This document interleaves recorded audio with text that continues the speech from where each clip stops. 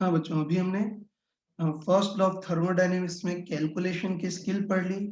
अब आगे बढ़ते हैं। अब हम सारे टाइप के स्टैंडर्ड प्रोसेसेस पढ़ते हैं। ठीक है, प्रोसेसेस का मतलब पता है ना, मैंने बताया था कि किसी भी गैस को गर्म करना, ठंडा करना, एक्सपेंड करना, कंप्रेस करना, इन सब के जो तरीके होते हैं उसको प्रोसेस बोलते हैं। ठीक, तो वही हम सारे टाइप के स्टैंडर्ड प्रोसेसेस को देख लेते हैं। ठीक है, तो ध्यान रखना कि अपने सिलेबस में हमको ये 4 प्रोसेसेस पढ़ने हैं। एक तो कांस्टेंट वॉल्यूम प्रोसेस, हाँ सॉरी बच्चों, ये ध्यान रखना अपने सिलेबस में हमको 4 स्टैंडर्ड प्रोसेसेस पढ़ने हैं। ये जैसे एक तो कांस्टेंट वॉल्यूम प्रोसेस जिसको आइसोकोरिक प्रोसेस भी बोलते हैं, ये हिंदी में इसको सम आयतनी प्रक्रम। दूसरा कांस्टेंट प्रेशर प्रोसेस जिसको आइसोबैरिक प्रोसेस बोलते हैं, इसको हिंदी में समदाबी प्रक्रम। तीसरा आइसोथर्मल प्रोसेस जिसको हिंदी में समतापी प्रक्रम बोलते हैं, और चौथा एडियाबेटिक प्रोसेस जिसको हिंदी में रुद्धोष्म प्रक्रम बोलते हैं। इस टाइप से हमको ये 4 स्टैंडर्ड प्रोसेसेस पढ़ने हैं। देखो आगे इनको हम डिटेल में तो पढ़ेंगे, है ना? तो इन चारों प्रोसेसेस को आगे हम डिटेल में तो पढ़ेंगे, लेकिन एक बार थोड़ा-सा बहुत शॉर्ट में देख लेते हैं, है ना? मतलब देखते हैं कि ये चारों प्रोसेस क्या होते हैं, मतलब इनको प्रैक्टिकली कैसे अचीव करते हैं वो देखते हैं। तो पहले चारों प्रोसेस को थोड़ा-सा शॉर्ट में देख लेते हैं। ये प्रोसेस क्या होते हैं, मतलब इनको प्रैक्टिकली कैसे प्राप्त करते हैं वो देखते हैं। ठीक है? चलो सबसे पहले हम कांस्टेंट वॉल्यूम प्रोसेस या आइसोकोरिक प्रोसेस देखते हैं। ये तो नाम से ही क्लियर है कि ऐसा प्रोसेस जिसमें गैस का वॉल्यूम कांस्टेंट रहता है उसको कांस्टेंट वॉल्यूम प्रोसेस, है ना? तो ऐसा प्रोसेस जिसमें गैस का वॉल्यूम कांस्टेंट रहता है उसको कांस्टेंट वॉल्यूम प्रोसेस बोलते हैं। देखो वॉल्यूम को कांस्टेंट कैसे अचीव करते हैं वो देखते हैं। है ना? तो मैंने तुमको थर्मोडायनामिक्स की स्टार्टिंग क्लास में बताया था कि वॉल्यूम को कांस्टेंट रखने के लिए हम क्या करते हैं, गैस को किसी बंद डब्बे में भर देते हैं, है ना? तुम बताओ कि अगर पिस्टन लगा दें तब तो गैस एक्सपेंड हो पाएगी ना, वॉल्यूम चेंज होगा। ये तो ध्यान रखना कि वॉल्यूम को कांस्टेंट रखना है, तो उसके लिए हम क्या करते हैं कि गैस को किसी बंद डब्बे में भरते हैं, मतलब गैस को किसी क्लोज और रिजिड कंटेनर में भरते हैं। ये तो ध्यान रखना कि वॉल्यूम को कांस्टेंट रखने के लिए गैस को किसी क्लोज्ड और रिजिड कंटेनर में भरते हैं, मतलब गैस को किसी बंद डब्बे में भरते हैं, है ना? और हम कॉमन सेंस से बोल सकते हैं कि गैस को, ये कॉमन सेंस से बोल सकते हैं कि गैस को किसी बंद डब्बे में भरें तो अब बेचारी गैस एक्सपेंड हो ही नहीं पाएगी। एक्सपेंड हो ही नहीं पाएगी, मतलब गैस का वॉल्यूम कांस्टेंट रहेगा। ठीक है, तो ध्यान रखना कि किसी भी क्वेश्चन में दे रखा हो कि गैस को बंद डब्बे में भरा है, मतलब क्लोज एंड रिजिड कंटेनर में भरा है, तो ये शब्द सुनते ही चमक जाना चाहिए कि अब कांस्टेंट वॉल्यूम प्रोसेस होगा। चलो अब हम अब हम दूसरा प्रोसेस देखते हैं, कांस्टेंट प्रेशर प्रोसेस या आइसोबैरिक प्रोसेस जिसको हिंदी में समदाबी प्रक्रम बोलते हैं, इसको देखते हैं। ये तो नाम से ही क्लियर है कि ऐसा प्रोसेस जिसमें गैस का प्रेशर कांस्टेंट रहता हो या हिंदी में दाब कांस्टेंट रहता हो उसको कांस्टेंट प्रेशर प्रोसेस बोलते हैं। तो चलो एक बार देखते हैं कि प्रेशर को कांस्टेंट कैसे रखा जाता है ना? तो देखते हैं कि प्रेशर को कांस्टेंट कैसे रखा जाता है वो देखते हैं। ये तो उसके लिए हम क्या करते हैं कि कोई सिलेंडर लेते हैं जिसमें गैस भर देते हैं, है ना? ये सिलेंडर रखते हैं, लेते हैं इसमें गैस भर देते हैं, उसके ऊपर पिस्टन ढकते हैं। और ध्यान रखना कि कांस्टेंट प्रेशर प्रोसेस का सबसे मेन क्लू ये होता है कि इसमें जो पिस्टन ढकते हैं वो बिल्कुल स्मूथली मूवेबल होता है ना? तो ध्यान रखना कि कांस्टेंट प्रेशर प्रोसेस का सबसे मेन क्लू ये है कि जो पिस्टन ढकते हैं वो बिल्कुल स्मूथली मूवेबल होता है ना? तो बस बिल्कुल स्मूथली मूवेबल पिस्टन ढकते हैं। उसके बाद ऑब्वियसली बताओ पिस्टन के ऊपर तो क्या होगा, एटमॉस्फेयर ही होगा। सॉरी मैं बताना भूल गया कि कांस्टेंट प्रेशर प्रोसेस के लिए जो पिस्टन ढकते हैं वो स्मूथली मूवेबल पिस्टन ढकते हैं। उसके बाद जो पिस्टन होता है वो कागज जैसा बहुत हल्का होता है, मतलब ऑलमोस्ट मासलेस पिस्टन होता है। और ऑब्वियसली पिस्टन के ऊपर तो क्या होगा, एटमॉस्फेयर, तो ऊपर एटमॉस्फेयर से कांटेक्ट में रखते हैं। ठीक है, और अब देखो, अब ऐसा करते हैं कि इस गैस को बहुत धीरे-धीरे गर्म करते हैं या धीरे-धीरे ठंडा करते हैं। ये तो ध्यान रखना कि बिल्कुल स्मूथली मूवेबल पिस्टन लेते हैं। जो पिस्टन होता है वो बहुत हल्का, मतलब ऑलमोस्ट मासलेस होना चाहिए, और उसके बाद गैस को बहुत धीरे-धीरे गर्म करते हैं। तो तुम बताओ कि गैस को बहुत धीरे-धीरे गर्म करेंगे तो गैस बहुत धीरे-धीरे एक्सपेंड होगी, मतलब पिस्टन बहुत ही स्लोली मूव करेगा, है ना? कह सकते हैं कि गैस को बहुत धीरे-धीरे गर्म करेंगे तो गैस बहुत धीरे-धीरे एक्सपेंड होगी, मतलब पिस्टन बहुत स्लोली मूव करेगा। और तुम बताओ ये तुम बताओ कि पिस्टन बहुत स्लोली मूव करेगा मतलब इसका एक्सेलरेशन टेंड्स टू 0 होगा। बोल सकते हैं ना कि धीरे-धीरे एक्सपेंड करेंगे तो पिस्टन बहुत स्लोली मूव करेगा। बहुत स्लोली मूव करेगा मतलब पिस्टन का एक्सेलरेशन टेंड्स टू 0 होगा।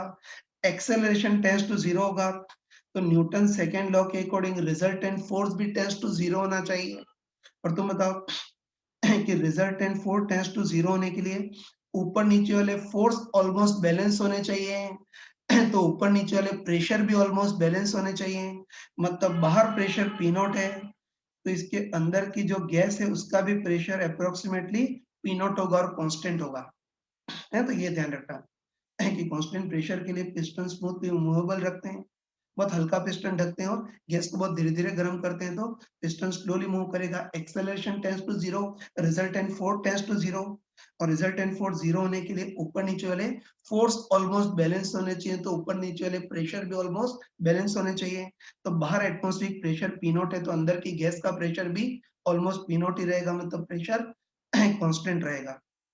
है ना? एक और चीज़ ये देखो अभी तो कांस्टेंट प्रेशर प्रोसेस अचीव करने के लिए पिस्टन बहुत हल्का लिया था, मतलब मासलेस लिया था, तो तब तो बाहर प्रेशर पी नॉट हो तो अंदर भी अप्रोक्सीमेटली पी नॉट ही होगा। लेकिन इसी केस में है ना, इसी केस में मान लेते हैं कि पिस्टन स्मूथली मूवेबल भी है, प्रोसेस बहुत स्लो भी है, लेकिन इस बार भारी पिस्टन ढका है जिसका मास m है ना? सेम वही केस है लेकिन इस बार भारी पिस्टन ढका है, इसका मास m है। अब इस बार भी हम गैस को धीरे-धीरे गर्म करें तो पिस्टन स्लोली मूव करेगा, वही कहानी चलेगी। इस बार भी पिस्टन स्लोली मूव करेगा मतलब एक्सेलरेशन टेंड्स टू 0 तो रिजल्टेंट फोर्स भी टेंड्स टू 0 और रिजल्टेंट फोर्स टेंड्स टू 0 मतलब इस बार भी ऊपर नीचे वाले फोर्स ऑलमोस्ट बैलेंस होंगे। ये तो बताओ, अब अगर फोर्स बैलेंस करेंगे तो बताओ ऊपर प्रेशर पी नॉट है मतलब ऊपर से धक्का कितना लगेगा, पी नॉट है। उसके बाद पिस्टन का इस बार पिस्टन भारी है तो इसका खुद का वेट mg भी होगा और नीचे गैस का प्रेशर P गैस मान लेते हैं, तो गैस के कारण धक्का P गैस इंटू A होगा। बस बताओ, इस बार स्लोली मूव करा है ना, तो रिजल्टेंट फोर्स टेंड्स टू 0 में तो ऊपर नीचे वाले फोर्स ऑलमोस्ट बैलेंस होने चाहिए। ऊपर नीचे वाले फोर्स बैलेंस करेंगे तो ऊपर की ओर तो P गैस इंटू A और नीचे की ओर कितना है P not A plus mg। Force balance करेंगे तो P गैस इक्वल टू कितना हो जाएगा, P not plus mg by A हो जाएगा। बस इस बार भी गैस का प्रेशर कांस्टेंट होगा, है ना? इस बार भी गैस का प्रेशर कांस्टेंट होगा, लेकिन इस बार पी नॉट कांस्टेंट नहीं होगा, P not plus mg by A इतना कांस्टेंट होगा। ये तो ध्यान रखना कि आगे गधों टाइप से इतना सारा कचरा करने की जरूरत नहीं है। ये सब हम फ्लूइड में कर चुके हैं ना, तो यहाँ इतना सारा कचरा करने की जरूरत नहीं, डायरेक्ट ध्यान रखना है ना, डायरेक्ट ध्यान रखना कि कांस्टेंट प्रेशर प्रोसेस फिर डायरेक्ट ध्यान रखना कि कांस्टेंट प्रेशर प्रोसेस में अगर पिस्टन बहुत हल्का या मासलेस हो तो बाहर प्रेशर पी नॉट तो अंदर भी पी नॉट कांस्टेंट, और अगर पिस्टन भारी हो तो फिर बाहर प्रेशर पी नॉट है लेकिन अंदर P not plus mg by A जितना कांस्टेंट होगा। बाकी कांस्टेंट तो रहेगा ही, है ना? बस ये कांस्टेंट प्रेशर प्रोसेस देख लिया। ये तो ध्यान रखना कि कांस्टेंट प्रेशर प्रोसेस में मेन, है ना, कांस्टेंट प्रेशर प्रोसेस में मेनली क्लू क्या होता है कि उसमें पिस्टन स्मूथली मूवेबल होना चाहिए, ये सबसे मेन क्लू है, ठीक है ना, सबसे मेन हिंट ये है। तो ध्यान रखना कि कांस्टेंट प्रेशर प्रोसेस के लिए जो पिस्टन है वो स्मूथली मूवेबल होना चाहिए। बाकी पिस्टन भारी भी हो सकता है और मासलेस भी हो सकता है, उसमें कोई खास प्रॉब्लम नहीं है, और प्रोसेस स्लो होना चाहिए, है ना? तो कांस्टेंट प्रेशर प्रोसेस होगा, पिस्टन मासलेस हुआ तो अंदर प्रेशर पी नॉट और भारी हो गया तो P not plus mg by A ये होगा, ठीक। अब बस आगे अच्छे ध्यान रखना कि किसी भी क्वेश्चन में, फिर आगे अच्छे ध्यान रखना कि किसी भी क्वेश्चन में हमको दे रखा हो कि पिस्टन स्मूथली मूवेबल है और प्रोसेस बहुत स्लो है, तो बस smoothly movable piston plus process slow, ये दो शब्द सुनते ही चमक जाना चाहिए कि अब प्रोसेस कौन सा होगा, कांस्टेंट प्रेशर प्रोसेस होगा। ठीक है? चलो अब तीसरे टाइप का प्रोसेस देखते हैं, आइसोथर्मल प्रोसेस, जिसको हिंदी में समतापी प्रक्रम बोलते हैं। तो ये भी नाम से ही क्लियर है कि बताओ ऐसा प्रोसेस जिसमें गैस का टेम्परेचर कांस्टेंट रहता हो, है ना, ऐसा प्रोसेस जिसमें गैस का टेम्परेचर कांस्टेंट रहता है, ताप कांस्टेंट रहता है, उसको समतापी, सॉरी, ऐसा प्रोसेस जिसमें गैस का टेम्परेचर कांस्टेंट रहता है उसको आइसोथर्मल प्रोसेस बोलते हैं। चलो अब देखते हैं कि गैस का टेम्परेचर कांस्टेंट कैसे रखा जाता है वो देखते हैं। ये तो ध्यान रखना। इस बार भी कोई कंटेनर लेते हैं, है ना? इस बार भी कोई कंटेनर लेते हैं, इसमें गैस भर देते हैं और पिस्टन ढकते हैं। और अच्छे ध्यान रखना कि आइसोथर्मल प्रोसेस के लिए सबसे जरूरी चीज ये है कि जो कंटेनर है वो हाईली कंडक्टिंग होना चाहिए। है तो ध्यान रखना कि आइसोथर्मल प्रोसेस का सबसे मेन क्लू ये कि कंटेनर हाईली कंडक्टिंग होना चाहिए। और तुम खुद बताओ कि कंटेनर हाईली कंडक्टिंग होगा तो वो अंदर बाहर टेम्परेचर बराबर करके रखेगा। तो बाहर एनवायरनमेंट का टेम्परेचर कांस्टेंट होता है तो ऑब्वियसली कंटेनर के अंदर गैस का भी टेम्परेचर कांस्टेंट होगा। तो ये ध्यान रखना आइसोथर्मल के लिए कंटेनर कंडक्टिंग होना चाहिए, तो अंदर बाहर टेम्परेचर बराबर करके रखेगा ना। बाहर एनवायरनमेंट का टेम्परेचर कांस्टेंट है तो अंदर गैस का भी टेम्परेचर कांस्टेंट होगा। तो एक तो कंटेनर हाईली कंडक्टिंग होना चाहिए। और चलो दूसरा है कि प्रोसेस बहुत स्लो होना चाहिए। तो चलो अब मान लेते हैं कि गैस को बहुत धीरे धीरे एक्सपेंड करा रहे हैं, धीरे धीरे कंप्रेस करा रहे हैं, है ना? तुम बताओ तुम सोच के बताओ कि बताओ प्रोसेस बहुत स्लो होगा तो अंदर और बाहर टेम्परेचर बराबर करने का टाइम मिल जाएगा, है ना? बोल सकते हैं कि प्रोसेस बहुत स्लो तो अंदर बाहर टेम्परेचर बराबर करने का टाइम मिल जाएगा, मतलब थर्मल इक्विलिब्रियम एस्टेब्लिश होने का टाइम मिल जाएगा। तो बाहर एनवायरनमेंट का टेम्परेचर कांस्टेंट है तो अंदर की गैस का टेम्परेचर भी कांस्टेंट होगा, मतलब प्रोसेस आइसोथर्मल होगा, है ना? तो ये ध्यान रखना। बाकी तुम बताओ, तुम सोच के बताओ कि कंटेनर कंडक्टिंग तो हो, है ना? कंटेनर कंडक्टिंग तो हो लेकिन प्रोसेस स्लो नहीं बहुत फास्ट हो, तो बताओ इस बार अंदर बाहर टेम्परेचर बराबर करने का टाइम नहीं मिल पाएगा, मतलब थर्मल इक्विलिब्रियम एस्टेब्लिश होने का टाइम नहीं मिल पाएगा। तो फिर प्रॉपर आइसोथर्मल प्रोसेस नहीं होगा। बस याद रखना कि आइसोथर्मल प्रोसेस के लिए दो इंपॉर्टेंट क्लू हैं, एक तो कंटेनर हाईली कंडक्टिंग होना चाहिए और दूसरा प्रोसेस बहुत स्लो होना चाहिए। बस अच्छे ध्यान रखना, है ना? अच्छे ध्यान रखना कि किसी भी क्वेश्चन में दे रखा है कि कंटेनर हाईली कंडक्टिंग है प्लस प्रोसेस बहुत स्लो है, तो कंडक्टिंग कंटेनर और प्रोसेस टू ये दो शब्द सुनते ही चमक जाना चाहिए कि प्रोसेस आइसोथर्मल प्रोसेस होगा, है ना? ये ध्यान रखना। ठीक, बाकी तुम बताओ कि अगर कंटेनर कंडक्टिंग हो लेकिन प्रोसेस स्लो नहीं बहुत फास्ट हो, तो बताओ अगर प्रोसेस बहुत फास्ट हो तो भले कंटेनर कंडक्टिंग है लेकिन हीट एक्सचेंज का या थर्मल इक्विलिब्रियम एस्टेब्लिश होने का मौका ही नहीं मिल पाएगा। तो अब प्रोसेस आइसोथर्मल की जगह उल्टा एडियाबेटिक हो जाएगा, जिसको हम आगे पढ़ेंगे। है तो आइसोथर्मल के लिए कंडक्टिंग कंटेनर तो होना ही चाहिए लेकिन साथ में प्रोसेस स्लो होना चाहिए ताकि थर्मल इक्विलिब्रियम एस्टेब्लिश होने का टाइम मिल जाए, है ना? तो ये आइसोथर्मल पढ़ लिया। ठीक, अब देखो अब हम चौथे टाइप का प्रोसेस देखते हैं, एडियाबेटिक प्रोसेस, जिसको हिंदी में रुद्धोष्म प्रक्रम बोलते हैं, है ना? और ये भी तुमने केमिस्ट्री में पढ़ा होगा कि ऐसा प्रोसेस जिसमें हीट एक्सचेंज बिल्कुल जीरो हो, है ना? ऐसा प्रोसेस जिसमें हीट एक्सचेंज बिल्कुल जीरो, मतलब गैस को थोड़ी सी भी हीट दी भी नहीं जा रही और हीट निकल भी नहीं रही हो, तो फिर जो प्रोसेस होता है उसको एडियाबेटिक प्रोसेस बोलते हैं, है ना? बस एक बार देखते हैं कि एडियाबेटिक प्रोसेस को प्रैक्टिकली कैसे अचीव करते हैं वो देखते हैं। ये तो एडियाबेटिक प्रोसेस में भी हम क्या करते हैं, कोई कंटेनर लेते हैं उसमें गैस भरते हैं और उसके ऊपर पिस्टन ढकते हैं।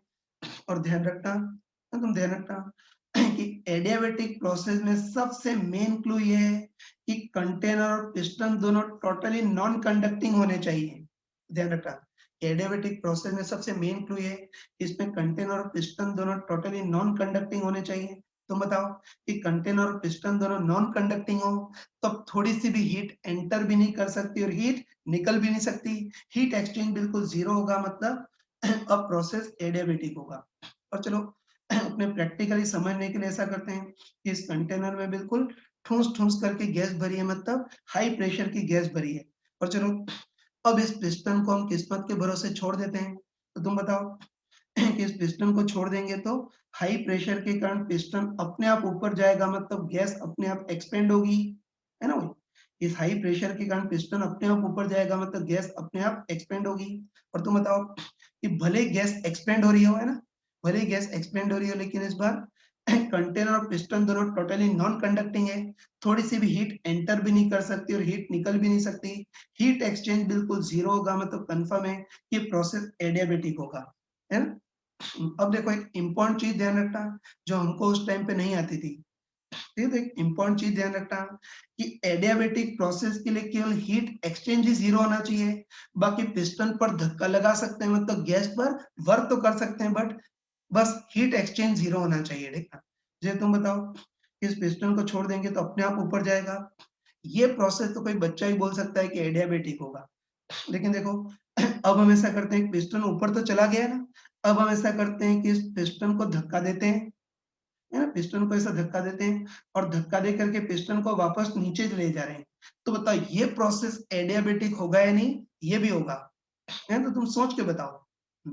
ये तुम सोच के बताओ, इस बार भले ही पिस्टन पर धक्का दे रहे हैं, मतलब भले ही गैस पर वर्क कर रहे हैं, है ना? बोल सकते हैं कि भले ही पिस्टन को धक्का दे रहे हैं, मतलब भले ही गैस पर वर्क कर रहे हैं, लेकिन इस बार भी कंटेनर पिस्टन सब नॉन कंडक्टिंग है, मतलब हीट एक्सचेंज बिल्कुल 0 है, तो ये भी प्रोसेस एडियाबेटिक होगा, तो ये ध्यान रखना, है? तो अच्छे ध्यान रखना कि भले इस पिस्टन को धक्का दे रहे हैं, गैस पर कुछ वर्क कर रहे हैं, लेकिन हीट एक्सचेंज अभी भी 0 है, इससे ये प्रोसेस भी बिंदास एडियाबेटिक ही होगा। बस एक ही डिफरेंस है कि जब पिस्टन ऊपर जा रहा था उसको एडियाबेटिक एक्सपेंशन बोलेंगे, और पिस्टन नीचे जा रहा है उसको एडियाबेटिक कंप्रेशन बोलेंगे। बाकी दोनों प्रोसेस एडियाबेटिक ही है ना? अब देखो, एक खतरनाक चीज उसको भी देखना। फिर इतना तो हमको पता चल गया कि कंटेनर और पिस्टन अगर नॉन कंडक्टिंग हो तब तो प्रोसेस हमेशा एडियाबेटिक होता है, लेकिन कई बार कंटेनर कंडक्टिंग होने के बाद भी प्रोसेस एडियाबेटिक होता है ना? वो कब होता है वो देखना। जैसे मान लेते हैं कि इस बार कंटेनर तो थोड़ा बहुत कंडक्टिंग है ना? मान लेते हैं इस बार कंटेनर तो थोड़ा बहुत कंडक्टिंग है, लेकिन इस बार हमने ऐसा किया कि पिस्टन को एक झटके में ऊपर ले गए। ये ध्यान रखना, ये कंटेनर तो थोड़ा बहुत कंडक्टिंग है, लेकिन इस बार पिस्टन को एक झटके में ऊपर ले गए। तुम बताओ, ये तुम बताओ कि इस बार पिस्टन को एक झटके में ऊपर ले गए, मतलब सडनली ऊपर ले गए। तो तुम बताओ कि कंटेनर भले ही कंडक्टिंग हो, लेकिन इस बार पिस्टन को एक झटके में ऊपर ले गए, तो प्रोसेस बहुत ही सडन है ना? बहुत ही फास्ट है, तो बहुत ही सडन है। तो तब प्रोसेस इतना सडन है कि इतने कम टाइम में हीट एक्सचेंज का मौका ही नहीं मिलेगा। तो इतने कम टाइम में इस बार भी DQ टेंड्स टू 0 होगा, मतलब ये प्रोसेस भी ऑलमोस्ट एडियाबेटिक ही होगा। है ना? तो ये ध्यान रखना कि कंटेनर भले ही कंडक्टिंग है, लेकिन पिस्टन को एक झटके में ऊपर ले गए, तो तब प्रोसेस इतना फास्ट है कि इतने कम टाइम में हीट एक्सचेंज का मौका ही नहीं मिलेगा। तो इतने कम टाइम में DQ टेंड्स टू 0 होगा, तो ये प्रोसेस भी ऑलमोस्ट एडियाबेटिक होगा। है? तुम अच्छे ध्यान रखना कि कंटेनर नॉन कंडक्टिंग हो तब तो प्रोसेस हमेशा एडियाबेटिक होगा, लेकिन कंटेनर अगर कंडक्टिंग हो तो फिर प्रोसेस एडियाबेटिक तब होगा जब प्रोसेस बहुत ही सडन हो, एक झटके के साथ हो, है ना? तो एडियाबेटिक के लिए या तो कंटेनर कंडक्टिंग होना चाहिए, सॉरी, एडियाबेटिक प्रोसेस के लिए या तो कंटेनर टोटली नॉन कंडक्टिंग होना चाहिए, या फिर सडन होगा तब भी एडियाबेटिक होगा। तो बस हमने चारों टाइप के प्रोसेसेस, है ना? चारों टाइप के प्रोसेसेस को शॉर्ट में देख लिया, मतलब इनको प्रैक्टिकली कैसे अचीव करते हैं वो हमने देख लिया।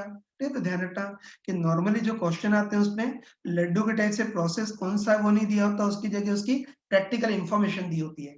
बस आगे डायरेक्ट ध्यान रखना, है ना? आगे डायरेक्ट ध्यान रखना कि किसी भी क्वेश्चन में दे रखा है कि गैस को बंद डब्बे में भरा है, मतलब क्लोज एंड रिजिड कंटेनर में भरा है, तो ये शब्द सुनते ही दिमाग में आना चाहिए कि प्रोसेस कांस्टेंट वॉल्यूम प्रोसेस होगा। ऐसे ही किसी भी क्वेश्चन में दे रखा है कि पिस्टन स्मूथली मूवेबल है और प्रोसेस बहुत स्लो है, तो ये शब्द सुनते ही दिमाग में आना चाहिए कि प्रोसेस कांस्टेंट प्रेशर प्रोसेस, मतलब आइसोबैरिक प्रोसेस। ऐसे ही किसी भी क्वेश्चन में दे रखा है कि कंटेनर हाईली कंडक्टिंग है और साथ में प्रोसेस स्लो है, तो ये दो शब्द सुनते ही दिमाग में आना चाहिए कि अब आइसो थर्मल प्रोसेस होगा। और किसी भी क्वेश्चन में दे रखा है कि कंटेनर और पिस्टन नॉन कंडक्टिंग है, तब भी प्रोसेस एडियाबेटिक होगा, या फिर उसकी जगह दे रखा है कि प्रोसेस सडन है, मतलब पिस्टन को एक झटके में ऊपर ले गए, तब भी एडियाबेटिक होगा। तो हमने सारे प्रोसेसेस को प्रैक्टिकली देख लिया, अब इनको हम डिटेल में स्टडी करेंगे।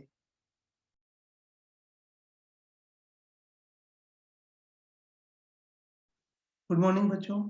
देखो, पिछली क्लास में हमने सारे टाइप के स्टैंडर्ड प्रोसेसेस को थोड़ा सा शॉर्ट में देख लिया था, मतलब हर एक प्रोसेस को प्रैक्टिकली कैसे अचीव करते हैं वो देख लिया था। तो देखो, आज हम सारे प्रोसेसेस को डिटेल में पढ़ेंगे। तो चलो सबसे पहले हम कांस्टेंट वॉल्यूम प्रोसेस को स्टडी करते हैं।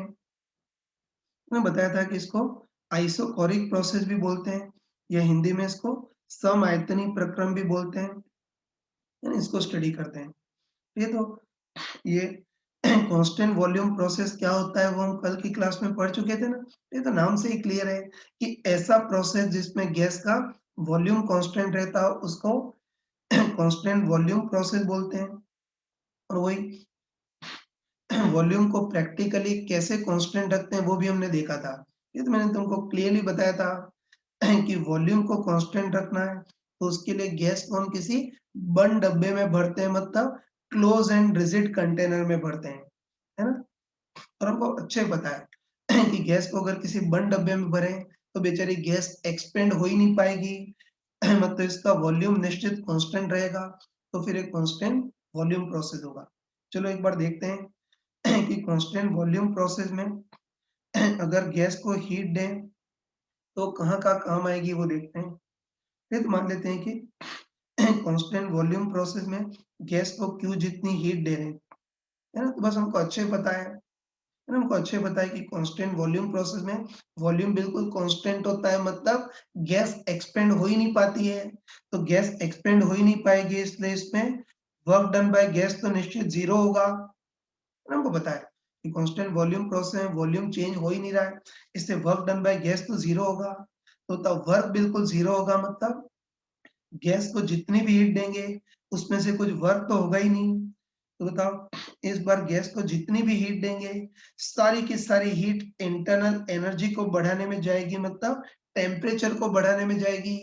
मतलब इस बार ये गैस होते हुए भी सॉलिड या लिक्विड के टाइप से काम करेगा। बताओ, सॉलिड या लिक्विड में भी ये होता है ना, है ना। सॉलिड या लिक्विड में भी हम जितनी भी हीट देते हैं सारी की सारी हीट टेम्परेचर या इंटरनल एनर्जी को ही बढ़ाने में जाती है। और यहाँ भी वही कि गैस एक्सपेंड नहीं हो सकती, वर्क तो बिल्कुल जीरो होगा। तो इस बार भी गैस को जितनी भी हीट देंगे सारी की सारी हीट टेम्परेचर या इंटरनल एनर्जी को ही बढ़ाने में जाएगी। मतलब इस बार एक गैस होते हुए भी बेचारे एक्सपेंड नहीं हो सकती, इसलिए ये गैस होते हुए भी सॉलिड या लिक्विड के टाइप से काम करेगी। अब देखो, ये तो इसके कंसेप्ट देख लिए।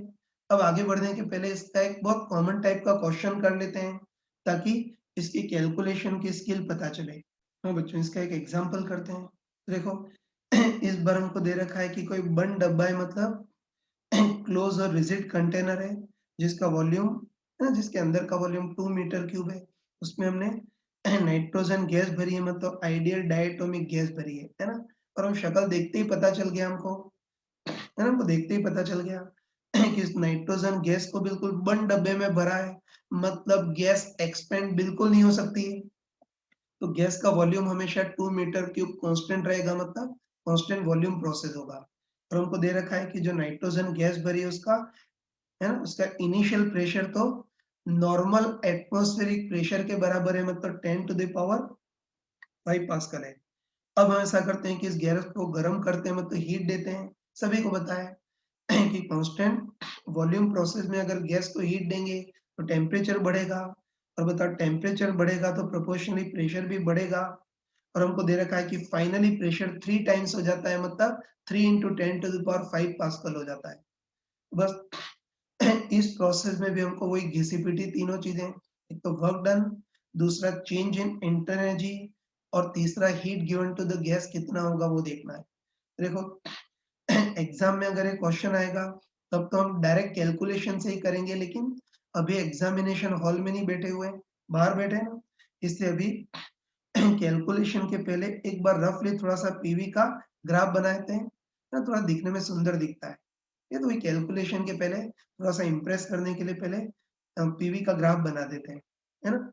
तो तुम बताओ, यहाँ लिख देता हूँ। तुम बताओ कि शुरू में गैस का प्रेशर तो 10 टू द पावर 5 पास्कल और वॉल्यूम 2 मीटर क्यूब था ना। अब वही गैस को कांस्टेंट वॉल्यूम पर हीटिंग करें ना, बताओ वॉल्यूम कांस्टेंट है इससे ग्राफ बिल्कुल वर्टिकल होगा। और बताओ गर्म करेंगे तो टेम्परेचर बढ़ेगा तो प्रोपोर्शनली प्रेशर भी बढ़ेगा। और बढ़ते बढ़ते फाइनली प्रेशर 3 टाइम्स हो गया है, मतलब 3 into 10 to the power 5 pascal हो गया है। चलो, स्टार्टिंग पॉइंट को ए और फाइनल पॉइंट को बी, बस ए से बी तक जो कांस्टेंट वॉल्यूम प्रोसेस है उसमें वही work done, change in inter energy और heat given to the gas कितना होगा वो देखना है। चलो, सबसे पहले वर्क डन बाय गैस कितना होगा वो देखना है। तो आंखें बंद करके बोल सकते हो कितना होगा, जीरो। है तुम खुद बताओ कि इस बार कांस्टेंट, इस बार कांस्टेंट वॉल्यूम प्रोसेस मतलब वॉल्यूम चेंज हो ही नहीं रहा, या गैस बेचारी एक्सपेंड हो ही नहीं पा रही, तो बस गैस एक्सपेंड हो ही नहीं पा रही है, इससे वर्क डन बाय गैस तो आंखें बंद करके जीरो होगा। दूसरा, चेंज इन इंटरनल एनर्जी निकालनी है, तो हमको अच्छे पता है कि चेंज इन इंटर एनर्जी तो बेचारी प्रोसेस पर डिपेंड करती ही नहीं है, चाहे कोई भी प्रोसेस हो। चेंज इन इंटर एनर्जी तो simply N F by two और डेल्टा टी मतलब T final minus T initial होती है, और चेंज इन इंटर एनर्जी को कैलकुलेट करने की स्किल आती है। तो बताओ पहले एफ बाई टू को बाहर निकालते हैं, तो नाइट्रोजन जैसी डायटोमिक गैस है तो उसकी डिग्री ऑफ फ्रीडम 5/2, ये तो बाहर। और बताओ बचा क्या, एन आर टी फाइनल, तो एन आर टी फाइनल को हम क्या बोल सकते हैं, पी फाइनल वी फाइनल। तो पी फाइनल तो कितना है, 3 into 10⁵ into V final 2 minus N R T initial को पी इनिशियल वी इनिशियल, तो P initial 10⁵ into V initial 2, इसको सॉल्व कर लेना, कितना हो जाएगा, 2.5 और ये 6 माइनस 2, 4 इंटू 10⁵ मतलब ये 10⁶ हो गया, है ना। तो इसको सॉल्व करेंगे तो change in inter energy 10⁶ joule आएगी। बस आराम से बताओ कि वर्क डन निकाल लिया, चेंज इन इंटर एनर्जी निकाली, तो इनको ऐड करके heat given to the gas निकाल सकते हो, तो हीट गिवन होगा work done plus change in inter energy, work done तो 0 और change in internal energy 10⁶ joule है, तो ऐड करेंगे तो हीट गिवन भी 10⁶ जूल। और बताओ हीट गिवन पॉजिटिव आ रही है मतलब गैस को हीट दी जा रही होगी, अगर क्यू नेगेटिव आता उसका मतलब है कि गैस से हीट निकलती, लेकिन इस बार क्यू पॉजिटिव मतलब गैस को 10⁶ जूल जितनी हीट दी जा रही है। अब देखो अभी तो गैस को दी गई हीट गिवन जूल में निकाली, कई बार कैलोरी में कन्वर्ट करने को बोलता है, नहीं तो तुमने छोटी क्लास में पढ़ा होगा, या नहीं पढ़ा तो ध्यान रखना कि जूल को कैलोरी में कन्वर्ट करने के लिए 4.2 का डिवाइड करते हैं तो कैलोरी में आ गया, तो बस हीट गिवन 10⁶ जूल, ये कैलोरी में कन्वर्ट करना है तो 4.2 का डिवाइड करेंगे तो ये कैलोरी में आ गया। तो इस तरह से कैलकुलेशन के क्वेश्चन कर सकते हैं। हाँ बच्चों देखो अभी हमने कांस्टेंट वॉल्यूम प्रोसेस में कैलकुलेशन की स्किल देख ली, अब आगे बढ़ते हैं। अब हम अब हम कांस्टेंट वॉल्यूम प्रोसेस की मोलर हीट कैपेसिटी निकालते हैं, है ना। ये हिंदी में समआयतनी प्रक्रम की मोलर ऊष्मा धारिता निकालते हैं, ठीक है। लेकिन देखो ये निकालने के पहले एक बार ये हीट कैपेसिटी के बारे में देख लेते हैं, तो ये चीज निकालने के पहले एक बार देखते हैं कि heat capacity, molar heat capacity और स्पेसिफिक हीट कैपेसिटी ये सब क्या होती है, इसको एक बार अलग से देख लेते हैं ताकि आगे वाले पार्ट में कोई कंफ्यूजन ना रहे। तो चलो सबसे पहले हम हीट कैपेसिटी देखते हैं जिसको हिंदी में ऊष्मा धारिता बोलते हैं, है ना। हीट कैपेसिटी इसको देखते हैं, है ना। तो ये तो नाम से ही क्लियर है कि हीट कैपेसिटी क्या होता है, यूनिट टेम्परेचर चेंज के लिए जो हीट देनी पड़ती है उसको हीट कैपेसिटी बोलते हैं, ये ध्यान रखना। हीट कैपेसिटी क्या होती है, यूनिट टेम्परेचर चेंज के लिए जो रिक्वायर्ड हीट होती है उसको हीट कैपेसिटी बोलते हैं। या हीट कैपेसिटी को बहुत शॉर्ट लैंग्वेज में क्या बोल सकते हैं, heat required per unit change in temperature. तो तुम बताओ कि हीट रिक्वायर्ड को हम डीक्यू बोल सकते हैं और चेंज इन टेम्परेचर को क्या बोल सकते हैं, dt। तो बताओ हीट कैपेसिटी को मैथमेटिकली क्या लिख सकते हैं, dq बाय dt, है। तो आगे कंफ्यूज मत होना, ध्यान रखना कि हीट कैपेसिटी, है ना, हीट कैपेसिटी क्या होती है, heat required per unit change in temperature, बस हीट रिक्वायर्ड dq और चेंज इन टेम्परेचर dt। तो हीट कैपेसिटी क्या हो जाएगी, heat required dq per unit change in temperature मतलब बाय dt, बस हीट कैपेसिटी को मैथमेटिकली हम dq बाय dt बोल सकते हैं। ये तो इसका अपने फिजिक्स में बार बार यूज होगा, तो ध्यान रखना, heat capacity heat required per unit change in temperature, heat required dq per unit change in temperature मतलब dt, बस हीट कैपेसिटी को मैथमेटिकली क्या लिख सकते हैं, dq बाय dt लिख सकते हैं। ये तो हीट कैपेसिटी हो गई, ठीक है। अब हीट कैपेसिटी की जैसी, है ना, उसी से रिलेटेड एक और टर्म होती है मोलर हीट कैपेसिटी। ठीक है, तो नाम से ही क्लियर है कि molar heat capacity, sorry, molar heat capacity को C से रिप्रेजेंट करते हैं। तो नाम से ही क्लियर है कि मोलर हीट कैपेसिटी क्या होती है? हीट कैपेसिटी पर मोल। ये तो ध्यान रखना कि मोलर हीट कैपेसिटी क्या होती है? हीट कैपेसिटी पर मोल। तो हीट कैपेसिटी को हम बोल सकते हैं dQ/dt पर मोल, मतलब अपन मोल। ये मोलर हीट कैपेसिटी हो गई, जिसको C से रिप्रेजेंट करते हैं। अब देखो मोलर हीट, ये ध्यान रखना कि मोलर हीट कैपेसिटी के जैसी एक और चीज होती है स्पेसिफिक हीट कैपेसिटी, जिसको S से रिप्रेजेंट करते हैं, है ना? और तुम कंपैरेटिवली याद रखना कि मोलर हीट कैपेसिटी तो होती है हीट कैपेसिटी पर मोल, और उसी की बहन स्पेसिफिक हीट कैपेसिटी होती है हीट कैपेसिटी पर मास। तो दोनों एक जैसी चीज हो गई, तो याद रखना इनकी मम्मा है हीट कैपेसिटी, और ये दोनों इनकी बेटियां, मतलब आपस में एक दूसरे की बहन होंगी, ठीक है? ये तो ये ध्यान रखना आगे। तो आगे बताने की जरूरत नहीं, कंपैरेटिवली याद रखना। इनकी मम्मा होती हीट कैपेसिटी, वो तो, सॉरी, इनकी मम्मा होती हीट कैपेसिटी, वो तो सिंपली dQ/dt, है ना? वैसे ही मोलर हीट कैपेसिटी होती है हीट कैपेसिटी पर मोल, और स्पेसिफिक हीट कैपेसिटी होती है हीट कैपेसिटी पर मास, है ना?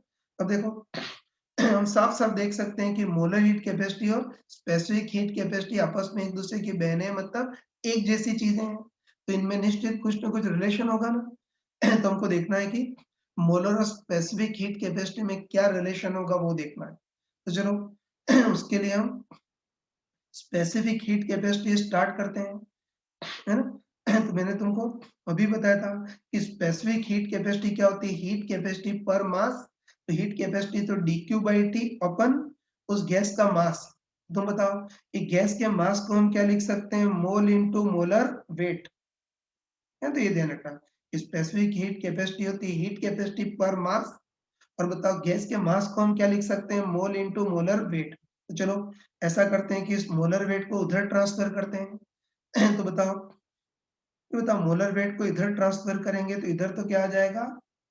MO इंटू एस आ जाएगा, इक्वल टू, इधर क्या बचेगा बताओ? dQ/dt ओपन n, ये बचेगा, है? तो ये ध्यान रखना, स्पेसिफिक हीट कैपेसिटी पर मास, मास को mole into molar weight, molar weight को उधर ट्रांसफर करेंगे तो इधर MO into S, equal to इधर क्या बचेगा? dQ/T open n। और तुम देखते ही बताओ कि dQ/T ओपन n क्या होगा? हीट कैपेसिटी पर मोल, और हीट कैपेसिटी पर मोल को मोलर हीट कैपेसिटी बोलते हैं। तो बताओ क्या आ गया हमारे पास, है ना? रिलेशन क्या आ गया? C equal to MO into S, ये आ गया, ठीक है? तो बस आगे ध्यान रखना कि आगे मूर्खों टाइप से इतना सॉल्व करने का टाइम नहीं है, फीलिंग से याद रखना कि मोलर हीट कैपेसिटी और स्पेसिफिक हीट कैपेसिटी एक दूसरे की बहनें, मतलब आपस में रिलेटेड है। और ध्यान रखना कि मोलर और स्पेसिफिक हीट कैपेसिटी में आपस में रिलेशन क्या होता है? C इक्वल टू मॉस, मतलब C equal to MO into S. इससे हम मोलर दे रखे हो तो स्पेसिफिक हीट कैपेसिटी निकाल सकते हैं, और अगर स्पेसिफिक दे रखी हो तो मोलर हीट कैपेसिटी निकाल सकते हो। ध्यान रखना कि ये जो रिलेशन है वो सभी के लिए वैलिड है।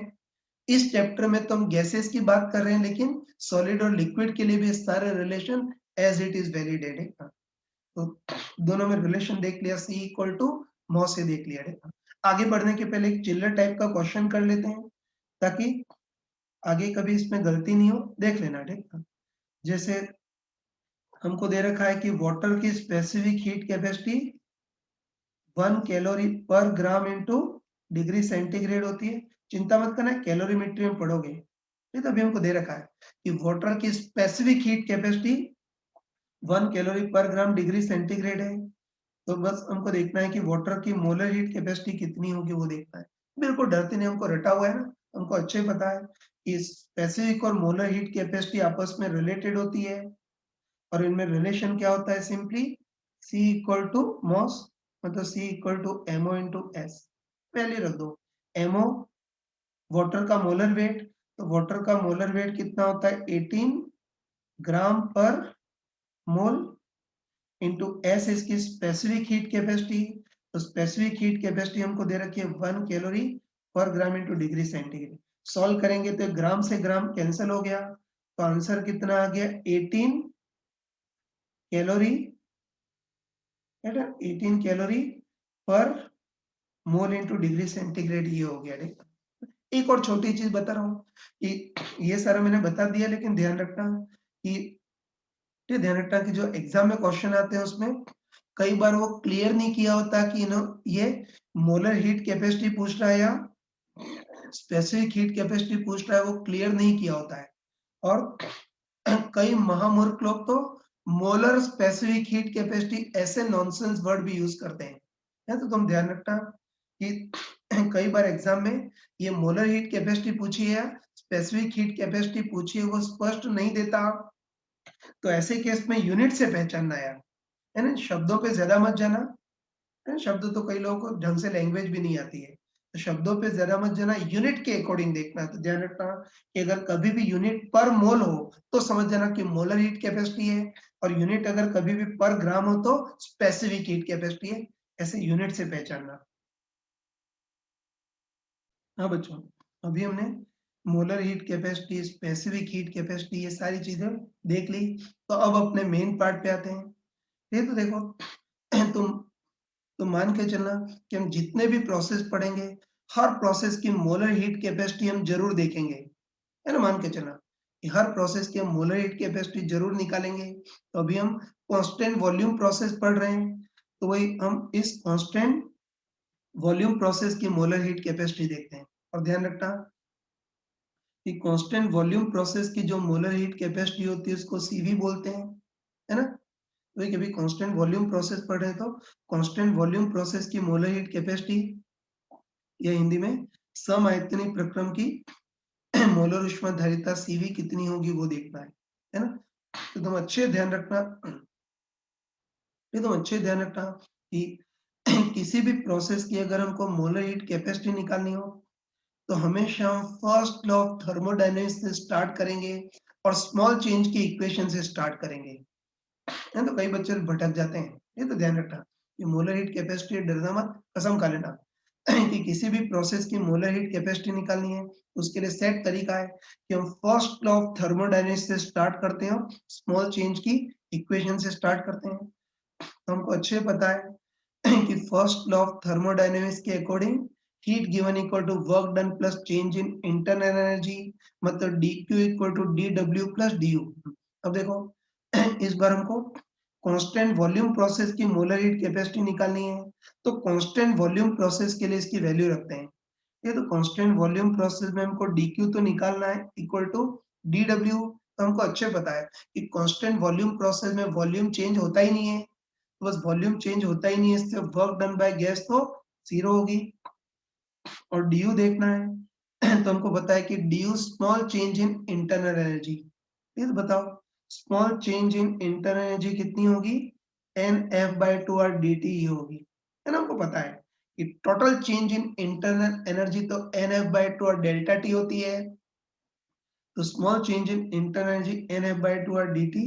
बस हमको कांस्टेंट वॉल्यूम प्रोसेस की मोलर हीट कैपेसिटी निकालनी थी, तो कांस्टेंट वॉल्यूम प्रोसेस के लिए वैल्यू रख दी। तो dq तो निकालना है equal to constant volume process के लिए वर्क डन dw जीरो, और du तो हमेशा nf/2 और dt होता है। बस अब हमको इस कांस्टेंट वॉल्यूम की मोलर हीट कैपेसिटी निकालनी है, तो उसके लिए क्या करते हैं, तो dt को इधर ट्रांसफर करते हैं तो बताओ dt को इधर ट्रांसफर करेंगे तो क्या बन जाएगा, dq/dt, और फिर n मतलब मोल को भी इधर ट्रांसफर करते हैं। बस तुम बताओ कि dt को इधर ट्रांसफर करेंगे तो क्या बन जाएगा, dq/dt, और इस n को भी उधर भगा देंगे तो अपन n, तो बताओ dt और n को उधर ट्रांसफर करेंगे तो RHS में क्या बचेगा, f/2। और तो ये ध्यान रखना, dq और n को इधर ट्रांसफर करेंगे तो dq/dt upon n equal to इधर क्या बचेगा, f/2r बचेगा। ठीक, अब चलो इस नमूने को देखते हैं, है ना इस नमूने को देखते हैं। तुम आराम से बताओ, ये तुम आराम से बताओ कि dq/dt क्या होता है, हीट कैपेसिटी अपन n मोल, तो पूरी चीज क्या बन गई, हीट कैपेसिटी पर मोल। और मैंने चमका कर बताया था कि हीट कैपेसिटी पर मोल को हम क्या बोलते हैं, मोलर हीट कैपेसिटी। लेकिन बताओ ये मोलर हीट कैपेसिटी किस कंडीशन पर है, कांस्टेंट वॉल्यूम कंडीशन पर है ना। ये molar heat capacity constant volume condition पर है, इसलिए इसको कंप्लीट शब्दों में कांस्टेंट वॉल्यूम प्रोसेस की मोलर हीट कैपेसिटी बोलते हैं या सीवी बोलते हैं। तो लिख देता हूं मैं, है ना कि ये dq by t open molar heat capacity लेकिन कांस्टेंट वॉल्यूम कंडीशन पर है, इसलिए इसको कंप्लीट लैंग्वेज में क्या बोलते हैं, molar heat capacity at constant volume process. और ध्यान रखना कांस्टेंट वॉल्यूम प्रोसेस की मोलर हीट कैपेसिटी को सीवी बोलते हैं बस, है ना। इस पूरी चीज को कांस्टेंट वॉल्यूम प्रोसेस की मोलर हीट कैपेसिटी मतलब सीवी बोल सकते हैं। तो सीवी कितना आ गया बताओ, एफ बाय टू आर इतना आ गया। देखो अभी तो मैंने मूर्खों टाइप से डिराइव किया है ना, लेकिन आगे इतनी कैलकुलेशन करने की जरूरत नहीं, आगे इसको डायरेक्ट याद रखना, है ना। आगे ऐसे याद रखना, तो आगे ऐसे ध्यान रखना कि कांस्टेंट वॉल्यूम प्रोसेस की मोलर हीट कैपेसिटी सीवी के अंदर क्या छुपी होती है, डिग्री ऑफ फ्रीडम छुपी होती है। आर और टू तो कांस्टेंट है ना, तो ऐसे याद रखना कि कांस्टेंट वॉल्यूम प्रोसेस की मोलर हीट कैपेसिटी मतलब जो सीवी होता है उसके अंदर डिग्री ऑफ फ्रीडम छुपी होती है। और सीवी इक्वल टू कितना होता है, एफ बाय टू आर, है ना। तो ये थोड़ा ध्यान रखना कि कांस्टेंट वॉल्यूम प्रोसेस की molar heat capacity CV degree of freedom पे डिपेंड करती है, और सीवी इक्वल टू कितना होता है, एफ बाय टू आर। अब देखो इस फॉर्मूले को तुम दोनों डायरेक्शन में याद रखना, इसको ऐसे ध्यान रखना कि C V equal to F by two R होता है, या उल्टा भी बोल सकते हैं कि F by two R equal to C V होता है। तो दोनों टाइप से याद रखना कि C V equal to F by two R, या उल्टा भी बोल सकते हैं कि F by two R equal to C V, है ना। या अपने सिंपल शब्दों में बोल सकते हैं कि एफ बाय टू आर का निक नेम क्या होता है, सीवी, है ना। ऐसे ध्यान रखना कि एफ बाय टू आर का निक नेम क्या होता है, सीवी। मतलब अच्छे ध्यान रखना कि केवल कांस्टेंट वॉल्यूम प्रोसेस, यानी कोई भी प्रोसेस हो, है ना, कोई प्रोसेस हो, पूरी थर्मोडायनेमिक्स में अगर कहीं भी एफ बाय टू आर की टर्म आ गई, तो पेन किंग बचाने के लिए इसको क्या लिखा जा सकता है, सीवी, है। तो ऐसे ध्यान रखना कि सीवी बोले तो F by two R, F by two R बोले तो सीवी। तो ऐसे ध्यान रखना कि एफ बाय टू आर का निक नेम सीवी होता है। तो याद रखना कि कांस्टेंट वॉल्यूम प्रोसेस में नहीं, पूरी थर्मोडायनेमिक्स में चाहे कोई भी प्रोसेस हो, है ना, पूरी थर्मोडायनेमिक्स में कहीं भी एफ बाय टू आर की टर्म आ जाए, तो पेन किंग बचाने के लिए इसको सीवी लिखा जा सकता है, क्योंकि एफ बाय टू आर का निक नेम ही सीवी होता है ना। ये ध्यान रखना। ये देखो बच्चों अब हम कांस्टेंट वॉल्यूम प्रोसेस से ऊपर उठ करके हम किसी भी जनरल प्रोसेस की बात करते हैं। ये मान लेते हैं कोई भी जनरल प्रोसेस है, ये constant pressure process, constant temperature process है, किसी भी जनरल प्रोसेस की बात करते हैं, तो हमको अच्छे पता है कि किसी भी तो हमको अच्छे पता है कि किसी भी जनरल प्रोसेस में फर्स्ट लॉ ऑफ थर्मोडायनेमिक्स क्या होता है, heat given equal to work done plus change in internal energy. और ये भी चमका कर बताया था कि चाहे चाहे कोई भी प्रोसेस हो, हर प्रोसेस में चेंज इन इंटरनल एनर्जी कितनी होती है, N F by two R delta T. लेकिन अभी बताया था, जो था इसमें जो एफ बाय टू आर है, उसको पेन किंग बचाने के लिए सीवी भी लिखा जा सकता है। ये तो ध्यान रखना कि चेंज इन इंटरनल एनर्जी को हम लोग तो N F by two R delta T लिखते हैं, लेकिन शॉर्ट फॉर्म में एन सीवी डेल्टा टी भी लिखा जा सकता है। सीवी और एफ बाय टू आर में कोई अंतर नहीं है। ये तो ध्यान रखना कि कांस्टेंट वॉल्यूम ही नहीं, कोई भी जनरल प्रोसेस हो जिसमें heat given equal to work done plus change in inter energy लगाते हैं, और चेंज इन इंटर एनर्जी हमेशा N F by two R delta T होती है। तो कोई प्रोसेस हो, हर किसी में एफ बाय टू आर को शॉर्ट फॉर्म में सीवी लिखा जा सकता है। तो चेंज इन इंटर एनर्जी हम लोग तो N F by two R delta T लिखते हैं, लेकिन पेन किंग बचाने के लिए इसको तुम एन सीवी डेल्टा टी भी लिख सकते हो। तो देखो याद करके बताओ सॉरी, तुम याद कर बताओ। देखो केटीजी के टाइम पे मैंने ये चीज बताई थी ना तुमको, ये तो वही केटी के जी सॉरी, ठीक केटीजी के टाइम पे मैंने तुमको बताया था कि आइडियल गैस की inter energy N F by two R T होती है, और आगे हम एफ बाय टू आर को सीवी लिखने वाले हैं। तो ध्यान रखना, अब ये राइट टाइम हमने देख भी लिया, इंटर एनर्जी आइडियल गैस की internal energy N F by two R T होती है, जहां एफ बाय टू आर को शॉर्ट फॉर्म में सीवी भी लिखा जा सकता है, चाहे कोई भी प्रोसेस हो। हाँ बच्चों ठीक, अभी हमने देख लिया कि कांस्टेंट वॉल्यूम प्रोसेस ही नहीं, चाहे कोई भी प्रोसेस हो, हर हर किसी प्रोसेस में कहीं भी एफ बाय टू आर आ जाए, तो इसको शॉर्ट फॉर्म में सीवी बोला जा सकता है। जैसे कोलकाता नाइट राइडर को शॉर्ट फॉर्म में केकेआर बोलते हैं, जैसे एफ बाय टू आर को शॉर्ट फॉर्म में सीवी बोल सकते हैं। चलो आगे बढ़ रहा हूँ। ठीक है? अभी तो हमने कांस्टेंट वॉल्यूम प्रोसेस के कंसेप्ट पढ़ लिए, चलो लास्ट में हम कांस्टेंट वॉल्यूम प्रोसेस के लिए ग्राफ पढ़ लेते हैं, ठीक है ना? तो चलो सबसे पहले कांस्टेंट वॉल्यूम प्रोसेस के लिए पीवी का ग्राफ देखते हैं, है ना? तो बस हमको अच्छे ही पता है, तो बता इस बार कांस्टेंट वॉल्यूम इस बार कांस्टेंट वॉल्यूम प्रोसेस जिसमें वॉल्यूम बिल्कुल कांस्टेंट है, तो बताओ वॉल्यूम बढ़ नहीं रहा है, इससे ग्राफ आगे नहीं जाएगा, वॉल्यूम घट नहीं रहा है, इससे ग्राफ पीछे भी नहीं जा सकता, इससे ग्राफ बिल्कुल वर्टिकल होगा। ये तो ध्यान रखना कि वॉल्यूम बढ़ नहीं रहा है, ग्राफ आगे नहीं जा सकता, वॉल्यूम घट नहीं रहा है, इससे ग्राफ पीछे भी नहीं जा सकता, ग्राफ बिल्कुल वर्टिकल जाएगा।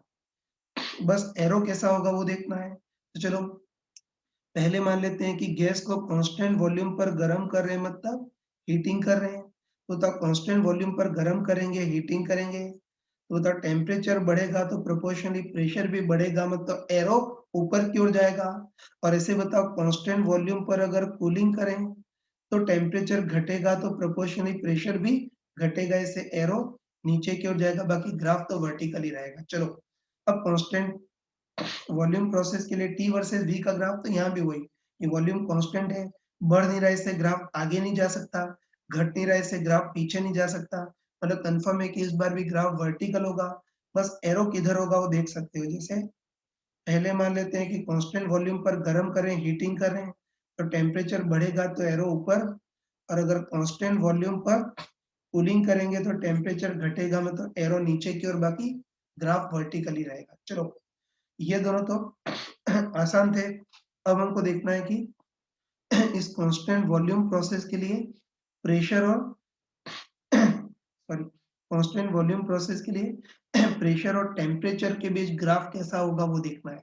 ये तो देखो वैसे तो कोई स्मार्ट पर्सन हो तो शक्ल देख करके बता सकता है ना? कोई स्मार्ट पर्सन हो तो शक्ल देख कर बता सकता है कि इस बार कांस्टेंट वॉल्यूम प्रोसेस, मतलब वॉल्यूम कांस्टेंट है, और हमको अच्छे पता है कि वॉल्यूम कांस्टेंट हो तो उस केस में P प्रोपोर्शनल टू T होगा, है ना? आइडियल गैस इक्वेशन से बोल सकते हैं कि अगर वॉल्यूम कांस्टेंट हो तो उस केस में P प्रोपोर्शनल T होगा, और बताओ P और T प्रोपोर्शनल होंगे, मतलब इनके बीच ग्राफ ओरिजिन से पास होने वाली स्ट्रेट लाइन होगी, है ना? लेकिन चलो एक बार मूर्खों टाइप से कर लेते हैं तो बस कांस्टेंट वॉल्यूम प्रोसेस के लिए P वर्सेस T का ग्राफ कैसा होगा वो देखना है ना, तो उसके लिए छोटे बच्चों टाइप से आइडियल गैस इक्वेशन का यूज करते हैं। ये तो हमको पता है कि आइडियल गैस इक्वेशन के according PV equal to NRT. इस बार वॉल्यूम कांस्टेंट है तो वी को उधर ट्रांसफर करते हैं। तुम बताओ कि वी को उधर ट्रांसफर करेंगे तो P इक्वल टू कितना आ गया, NR by V into T. अब तुम बताओ ये तुम बताओ कि एन कांस्टेंट, आर कांस्टेंट, और इस प्रोसेस में वॉल्यूम वी भी कांस्टेंट है, मतलब ये तीनों कांस्टेंट होंगे, ये सब कांस्टेंट होंगे, मतलब कंफर्म है कि इस बार P प्रोपोर्शनल टू T होगा, और P प्रोपोर्शनल T होगा, मतलब P और T के बीच ग्राफ ओरिजिन से पास होने वाली टेढ़ी स्ट्रेट लाइन होगी, ठीक है? कह सकते हैं ना, ए एन आर भी सब कांस्टेंट है तो P प्रोपोर्शनल T, मतलब P और T के बीच ग्राफ ओरिजिन से पास होने वाली स्ट्रेट लाइन होगी। ये ओरिजिन की ओर एमिंग तो होगी, लेकिन ओरिजिन को टच नहीं कर पाएगी, क्योंकि टेम्परेचर भी कभी भी एब्सोल्यूट जीरो पॉसिबल नहीं है, और प्रेशर भी एब्सोल्यूट जीरो पॉसिबल नहीं है, इसलिए ग्राफ है ना, स्ट्रेट लाइन ओरिजिन की ओर एमिंग तो होगी, लेकिन ओरिजिन को टच नहीं कर पाएगी, इसलिए डॉटेड लाइन से बताया। चलो इस बार P और T प्रोपोर्शनल है, मतलब ग्राफ ओरिजिन से पास होने वाली स्ट्रेट लाइन तो होगी, लेकिन स्लोप का काम कौन करेगा वो देखना है। तो तुम बताओ इस बार P और T प्रोपोर्शनल है, मतलब ग्राफ स्ट्रेट लाइन होगा, तो बताओ इसको स्ट्रेट लाइन की standard equation y equal to mx से कंपेयर कर सकते हैं, तो m या स्लोप का काम कौन करेगा, nr बाय v,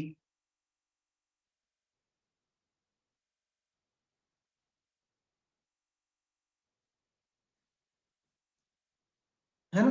तो बस ये बोल सकते हैं हम कि कांस्टेंट वॉल्यूम के लिए P प्रोपोर्शनल T होता है ना, प्रेशर और टेम्परेचर प्रोपोर्शनल होते हैं, इसलिए P और T के बीच ग्राफ ओरिजिन से पास होने वाली स्ट्रेट लाइन होगा, और इसको y इक्वल टू mx से कंपेयर करेंगे, तो इस बार स्लोप या tan थीटा का काम कौन करेगा बताओ, nr बाय v ये करेगा, ठीक है ना? ये देख लिया। अब देखो अब इसमें कुछ लॉजिकल क्वेश्चन आते हैं वो देखना। जैसे मान लेते हैं कि कुछ पर्टिकुलर अमाउंट ऑफ गैस है, ध्यान से देखना, मान लेते हैं कोई पर्टिकुलर अमाउंट ऑफ गैस है, कांस्टेंट वॉल्यूम प्रोसेस के लिए उस गैस को हमने बंद डब्बे में भरा है, लेकिन पहले केस में हमने क्या किया है कि गैस को किसी छोटे बंद डब्बे में भरा है। बताओ गैस को अगर किसी छोटे बंद डब्बे में भरेंगे तो इसका वॉल्यूम कांस्टेंट तो रहेगा, लेकिन वॉल्यूम छोटा कांस्टेंट होगा। अब तुम बताओ कि वॉल्यूम छोटा कांस्टेंट होगा तो स्लोप बड़ा कांस्टेंट होगा। स्लोप तो वॉल्यूम के इनवर्स ही प्रोपोर्शन है ना, ये बोल सकते हैं कि गैस को किसी छोटे बंद डब्बे में भरे तो वॉल्यूम कांस्टेंट तो रहेगा, लेकिन छोटा कांस्टेंट होगा। बताओ वॉल्यूम छोटा कांस्टेंट होगा तो स्लोप बड़ा कांस्टेंट होगा। मतलब इस बार ग्राफ ज्यादा स्लोप वाली स्ट्रेट लाइन होगी, मतलब ज्यादा एंगल वाली स्ट्रेट लाइन होगी। चलो अगला केस देखते हैं, यहाँ लिख देता हूँ। अगला केस देखते हैं। देखो अगले केस में हम क्या करें कि उतनी अमाउंट ऑफ गैस लेते हैं ना, उतनी अमाउंट ऑफ गैस लेते हैं, लेकिन इस बार गैस को किसी बड़े बंद डब्बे में भर देते हैं। तो ध्यान रखना कि अगले केस में हमने उतनी गैस ली है, लेकिन उसको किसी बड़े बंद डब्बे में भरते हैं। और तुम बताओ कि इस बार गैस को बड़े बंद डब्बे में भरा है, तो इस बार गैस का वॉल्यूम कांस्टेंट तो रहेगा, लेकिन बड़ा कांस्टेंट होगा।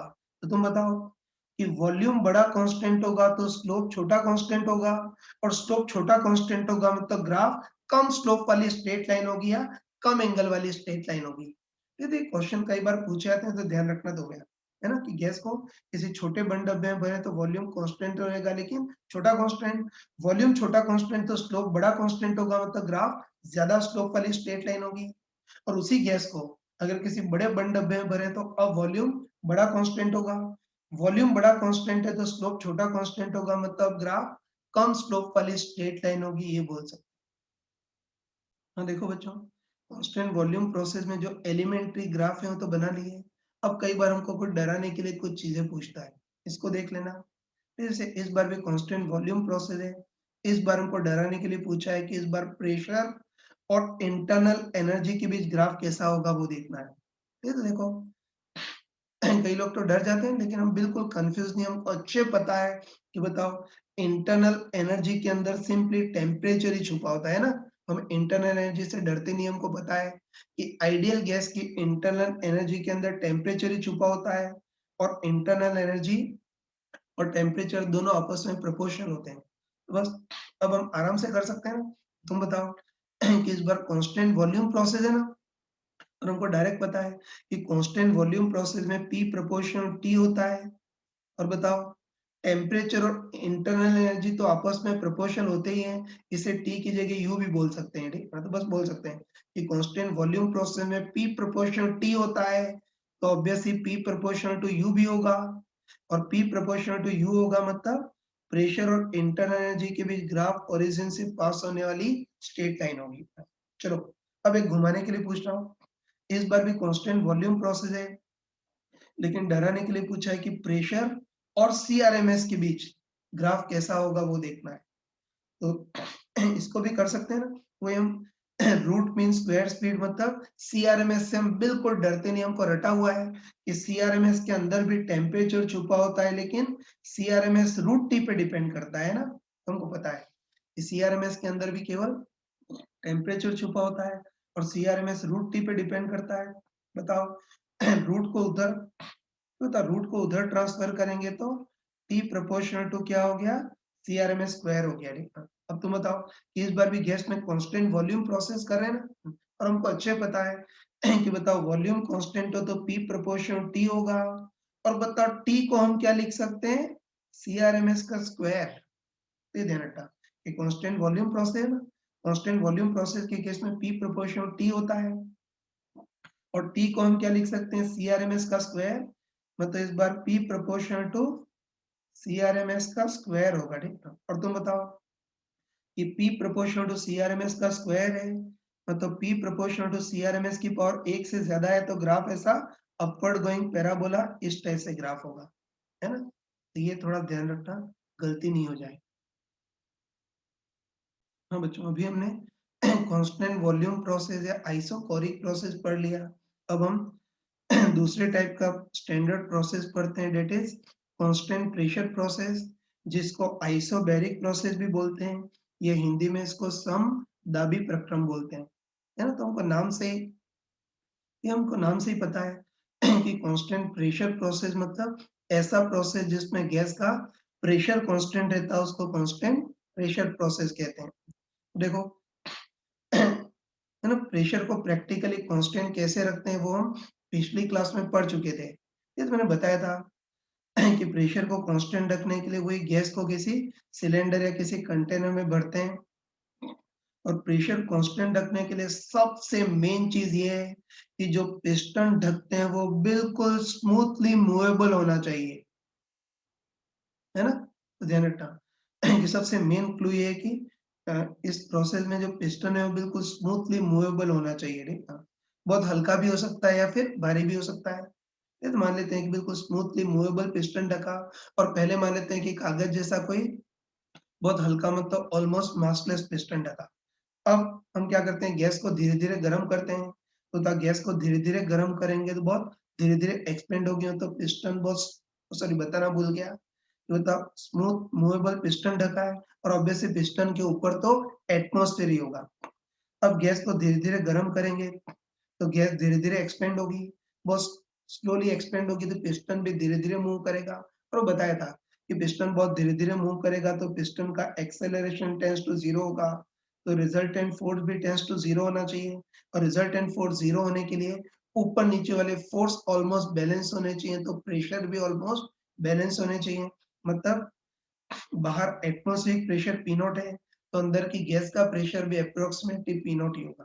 और ये भी बताया था, है ना? यही बताया था कि कांस्टेंट प्रेशर प्रोसेस में अगर पिस्टन बहुत हल्का या मासलेस हो तब तो बाहर प्रेशर पी नॉट तो अंदर भी पी नॉट होगा। लेकिन इसी कांस्टेंट प्रेशर प्रोसेस में अगर पिस्टन भारी हो तो फिर बाहर प्रेशर पी नॉट हो तो अंदर कितना होगा? P not plus mg by a होगा। है ना? तो ये सारी चीजें बता दी थी। बाकी मेनली ये बताया था कि कांस्टेंट प्रेशर प्रोसेस में बस 2 ही क्लू हैं। एक तो पिस्टन स्मूथली मूवेबल होना चाहिए प्लस प्रोसेस बहुत स्लो होना चाहिए। ये 2 शब्द सुनते ही चमक जाएगा कि प्रोसेस कांस्टेंट प्रेशर प्रोसेस है, ठीक है? अब चलो इसका भी हिसाब किताब देखते हैं। मतलब कांस्टेंट प्रेशर प्रोसेस में भी गैस को हीट देंगे तो कहाँ-कहाँ जाएगी वो देखते हैं। तुम बताओ कि कांस्टेंट प्रेशर प्रोसेस में गैस को जितनी भी हीट देंगे वो इस बार दोनों काम करेगी। है ना? बताओ एक्सपेंशन भी हो रहा है और टेम्परेचर में भी चेंज हो रहा है ना? है तो तुम ध्यान रखना कि कांस्टेंट कांस्टेंट प्रेशर प्रोसेस में अगर गैस को हीट देंगे तो वो दोनों काम करेगी। तो एक तो एक्सपेंशन भी हो रहा है, इससे जितनी भी हीट देंगे कुछ हीट तो एक्सपेंशन करने में या वर्क करने में खर्च होगी और कुछ हीट टेम्परेचर को बढ़ाने में मतलब इंटरनल एनर्जी को बढ़ाने में जाएगी। तो याद रखना कि कांस्टेंट प्रेशर प्रोसेस में गैस को जितनी भी हीट देते हो दोनों काम करती है। कुछ हीट तो एक्सपेंशन या वर्क करने का काम करती है और कुछ हीट टेम्परेचर या इंटरनल एनर्जी को बढ़ाने का काम करती है। ये सारे कंसेप्ट देख लिए। अब देखो आगे बढ़ने के पहले इस कांस्टेंट प्रेशर प्रोसेस का भी एक कॉमन टाइप का क्वेश्चन कर लेते हैं ताकि इसकी भी कैलकुलेशन की स्किल पता चले। हाँ बच्चों इसमें भी आगे बढ़ने के पहले इसका भी एक क्वेश्चन ले लेते हैं ताकि कैलकुलेशन की स्किल पता चले। ध्यान से देखना है। देखो इस बार भी हमको दे रखा है कंटेनर, है ना? इस बार भी हमको दे रखा है कोई कंटेनर है जिसमें नाइट्रोजन जैसी कोई आइडियल डायटोमिक गैस भरी हुई है। ठीक है ना? अब देखो इस गैस का इनिशियल वॉल्यूम 2 मीटर क्यूब है और गैस के ऊपर जो पिस्टन ढका है वो स्मूथली मूवेबल भी है और बहुत हल्का है, मतलब पिस्टन बिल्कुल कागज जैसा ऑलमोस्ट मासलेस है ना? और ऑब्वियसली बोल सकते हैं कि इस पिस्टन के ऊपर तो एटमॉस्फेयर ही होगा, ठीक है? अब हम ऐसा करते हैं कि गैस को धीरे-धीरे गर्म करते हैं, तो गैस धीरे-धीरे एक्सपेंड होगी मतलब पिस्टन स्लोली ऊपर की ओर जाएगा, है ना? और हमको अच्छा ही पता है कि बताओ गैस को बहुत धीरे-धीरे गर्म कर रहे हैं, पिस्टन बहुत स्लोली मूव करेगा, तो the acceleration tends to 0, resultant force tends to 0, तो ऊपर-नीचे फोर्स बैलेंस है तो प्रेशर भी ऑलमोस्ट बैलेंस होंगे। मतलब बाहर प्रेशर पी नॉट है तो अंदर गैस का प्रेशर भी अप्रोक्सीमेटली पी नॉट ही होगा। पी नॉट मतलब एटमॉस्फेरिक प्रेशर इसको 10 टू द पावर 5 पास्कल। ये बोलने की जरूरत नहीं, हमको डायरेक्ट पता है। स्मूथली मूवेबल पिस्टन और प्रोसेस स्लो है मतलब ठप्पा लग गया कि कांस्टेंट प्रेशर प्रोसेस है और उसमें पिस्टन बहुत हल्का है, मासलेस है। इससे इस बार बाहर प्रेशर पी नॉट तो अंदर भी प्रेशर पी नॉट ही होगा, मतलब 10 टू द पावर 5 पास्कल होगा जो कि कांस्टेंट रहेगा, ठीक है ना? बस कहने का मतलब है कि आइसोबैरिक प्रोसेस कर रहे हैं और वॉल्यूम 2 मीटर क्यूब से 5 मीटर क्यूब तक एक्सपेंड करा रहे हैं। बस इस प्रोसेस में भी वही घिसी-पिटी तीनों चीज़ें हैं। एक तो work done, change in internal energy और दोनों को ऐड करके heat given to the gas कितनी होगी वो देखना है। देखो एग्ज़ाम में तो हमको डायरेक्ट कैलकुलेशन ही करनी है, लेकिन अभी हम एग्ज़ामिनेशन के बाहर हैं, इसलिए थोड़ा-सा इम्प्रेस करने के लिए पहले पीवी का ग्राफ बना लेते हैं, उसके बाद क्वेश्चन करेंगे तो थोड़ा-सा सुंदर दिखेगा। चलो पहले पीवी का ग्राफ बना लेते हैं। तो तुम देखते ही बताओ, इस बार प्रेशर कांस्टेंट है ना, प्रेशर बढ़ नहीं रहा है, इससे ग्राफ थोड़ा-सा भी ऊपर भी नहीं जा सकता, प्रेशर घट नहीं रहा है, इससे ग्राफ थोड़ा-सा भी नीचे भी नहीं जा सकता, ग्राफ हॉरिजॉन्टल होगा, है ना? और प्रेशर हमेशा पी नॉट है, मतलब 10 टू द पावर 5 पास करे तो हॉरिजॉन्टल होगा। और बस वॉल्यूम बढ़ रहा है, इससे ग्राफ आगे की ओर जाएगा। इनिशियल वॉल्यूम 2 मीटर क्यूब और फाइनल वॉल्यूम 5 मीटर क्यूब है, ठीक है?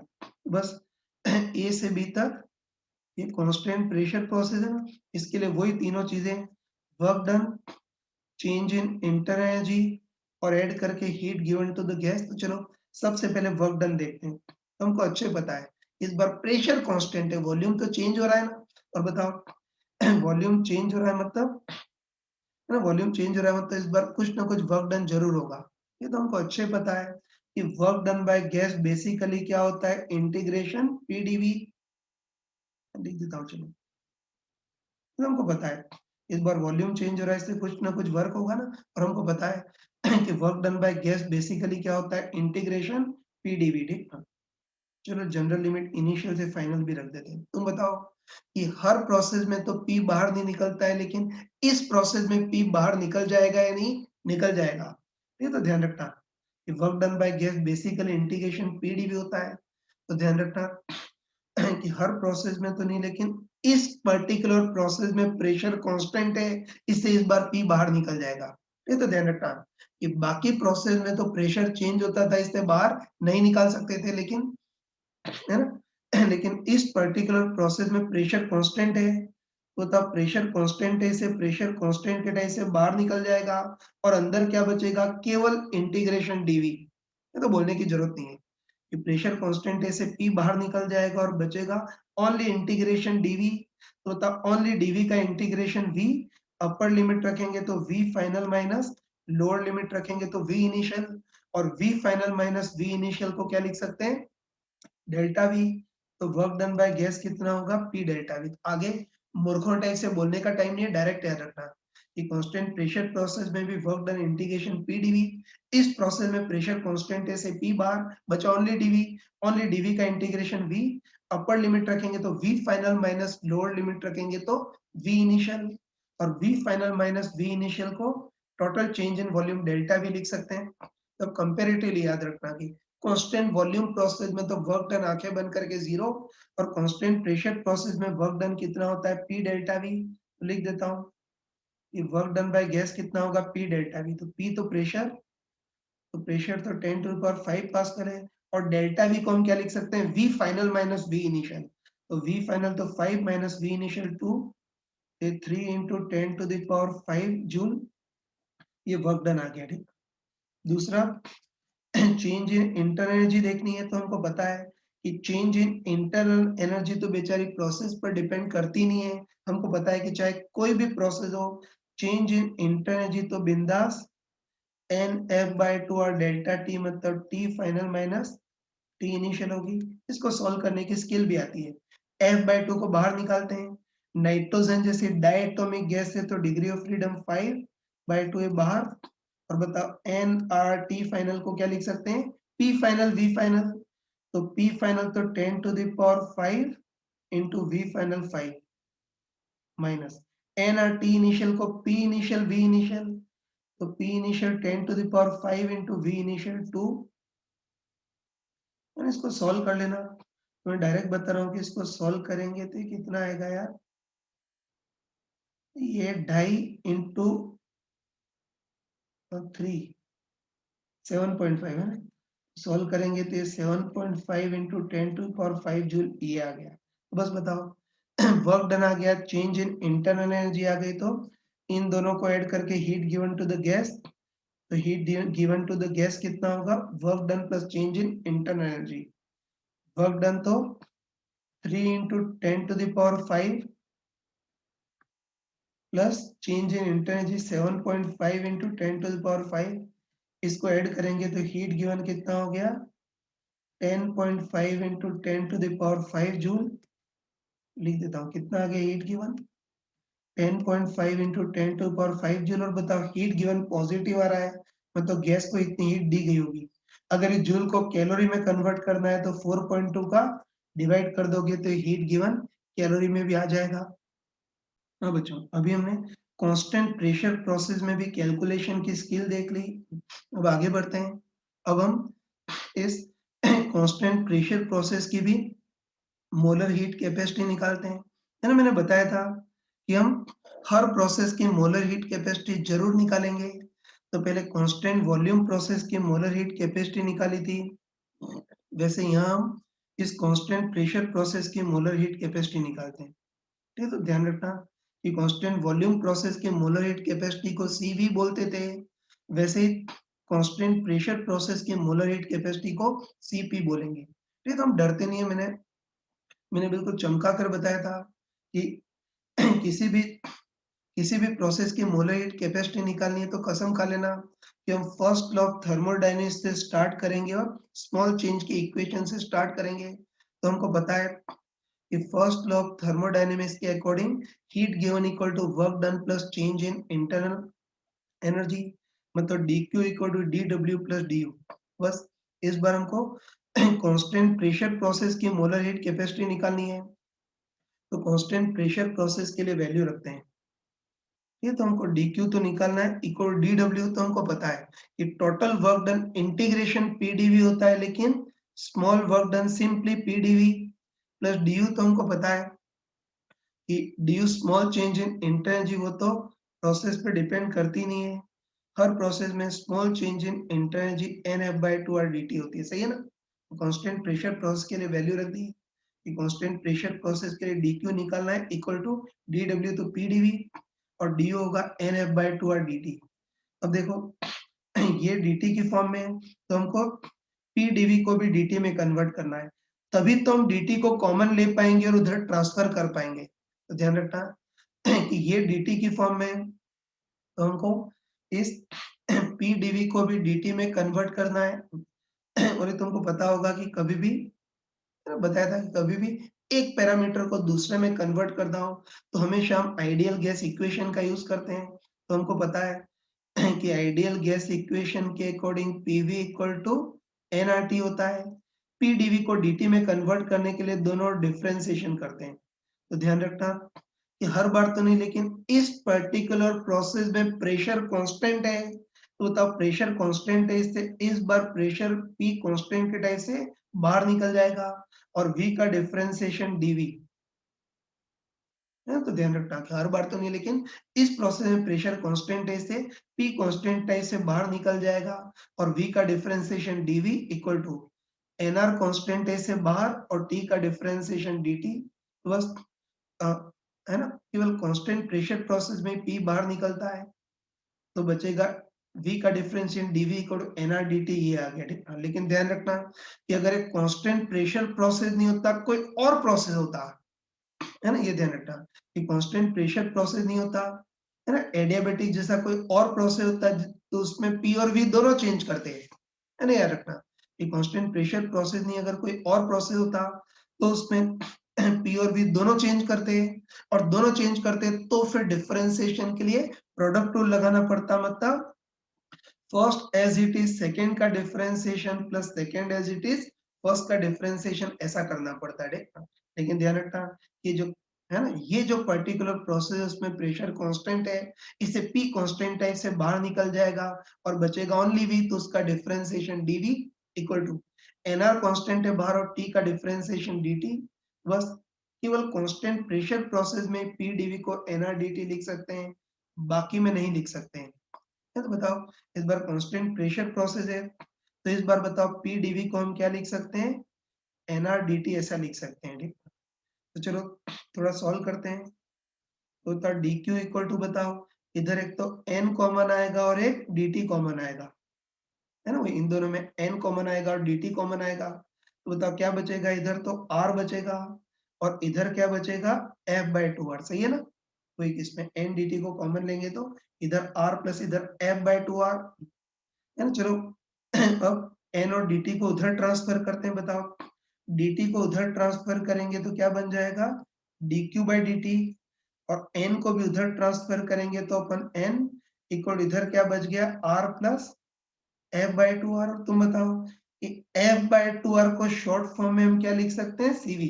मैंने चमका कर बताया था कि पूरे थर्मोडायनेमिक्स में कहीं भी f/2r हो तो f/2r को शॉर्ट फॉर्म में क्या लिख सकते हैं? cv। तो बस इन नमूनों को उधर ट्रांसफर करेंगे तो dq/t अपन n equal to r plus f/2r को हम क्या लिख सकते हैं? cv। अब देखो इस नमूने को देखना,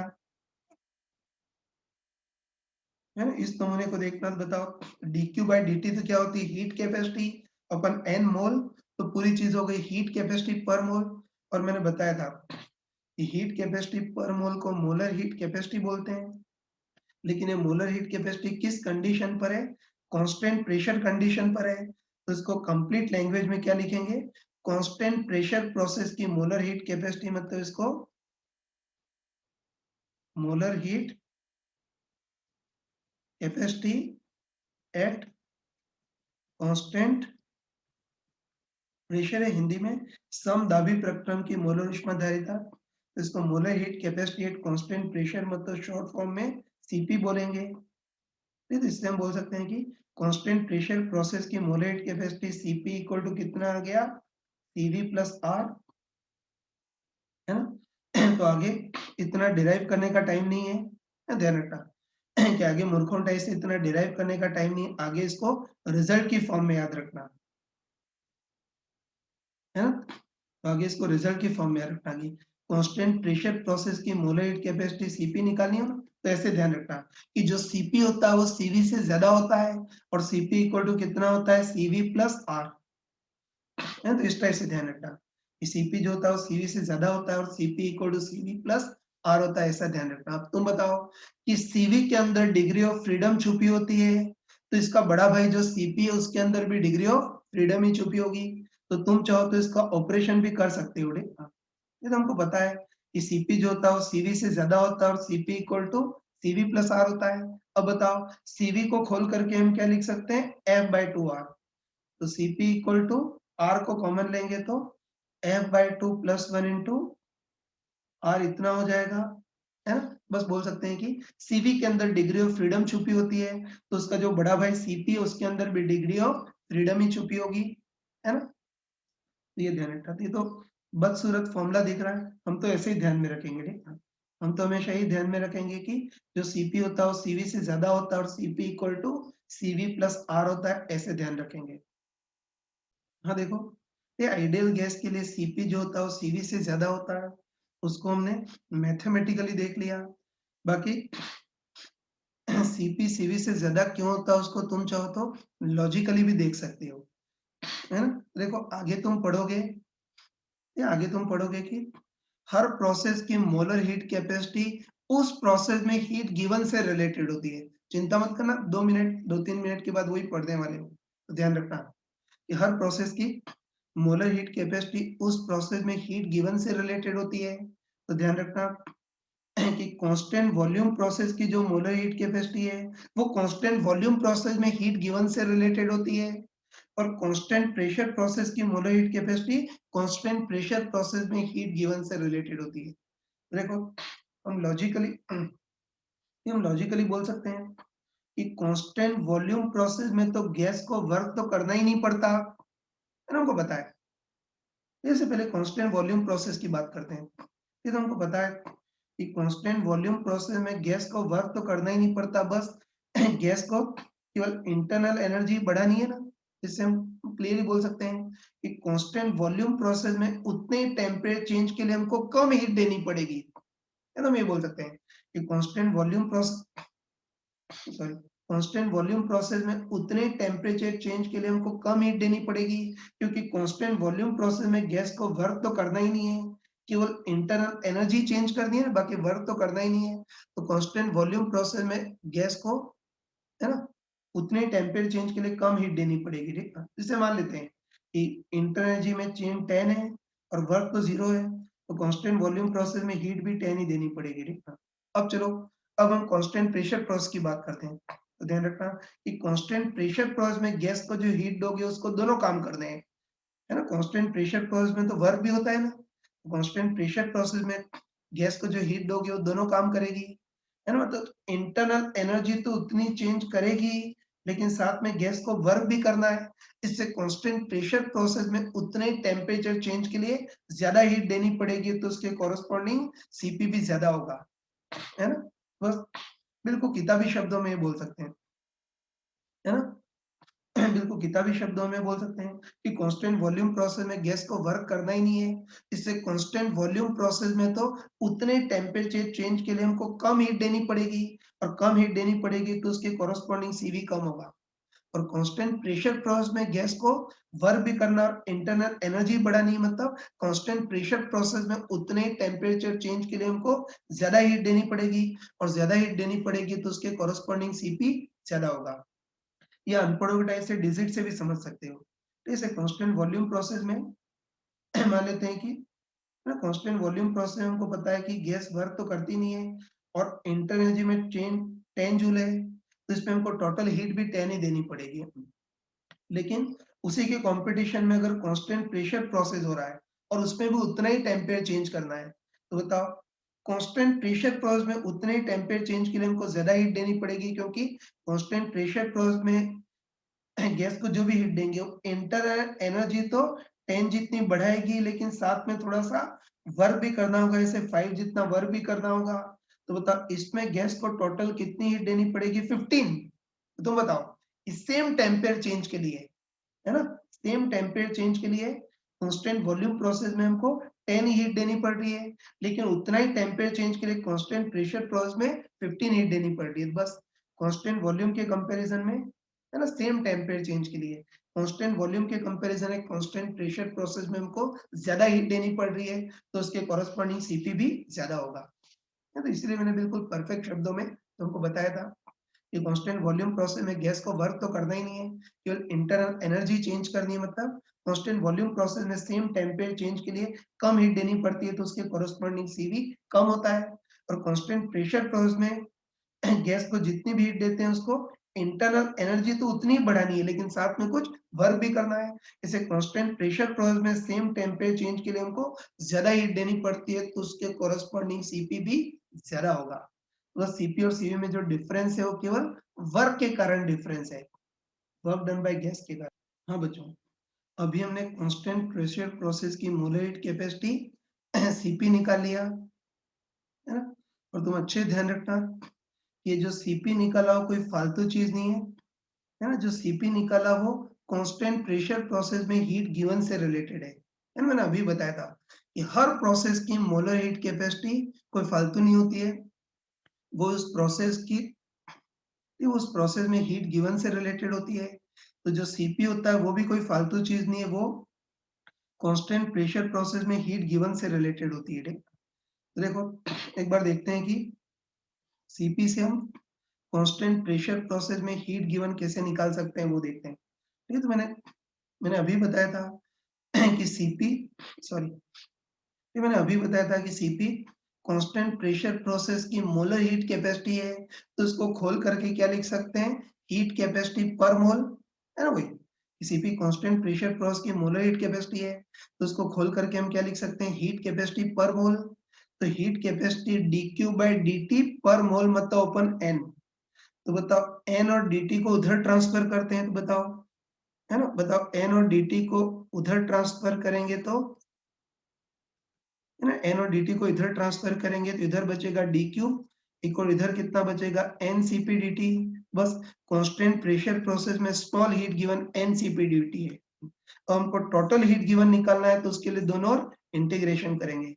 तो dq का इंटीग्रेशन करेंगे तो कांस्टेंट प्रेशर प्रोसेस में दी गई total heat given equal to n constant है बाहर, cp भी कांस्टेंट है बाहर, तो ये सब बाहर निकल गए, तो बचेगा क्या? Only dt। और ओनली dt का इंटीग्रेशन t अपर लिमिट रखेंगे तो t final minus lower limit रखेंगे तो टी इनिशियल, और बताओ T final minus T initial को हम क्या बोल सकते हैं, डेल्टा टी। बस कांस्टेंट प्रेशर प्रोसेस में गैस को दी गई total heat given NCP delta T, ये ध्यान रखना है ना। देखो आगे करने का टाइम नहीं है इतना, है ना, आगे तो मान के चलना, ये आगे तो मान के चलना कि हर प्रोसेस की मोलर हीट कैपेसिटी उस प्रोसेस में हीट, सॉरी, ध्यान रखना कि हर प्रोसेस की मोलर हीट कैपेसिटी फालतू नहीं होती है, हर प्रोसेस की मोलर हीट कैपेसिटी उस प्रोसेस में हीट गिवन से रिलेटेड होती है। जैसे बताओ कांस्टेंट वॉल्यूम प्रोसेस की मोलर हीट कैपेसिटी CV है, तो कांस्टेंट वॉल्यूम प्रोसेस में heat given NCV delta T. वैसे ही कांस्टेंट प्रेशर प्रोसेस की मोलर हीट कैपेसिटी CP है, तो कांस्टेंट प्रेशर प्रोसेस में heat given NCP delta T.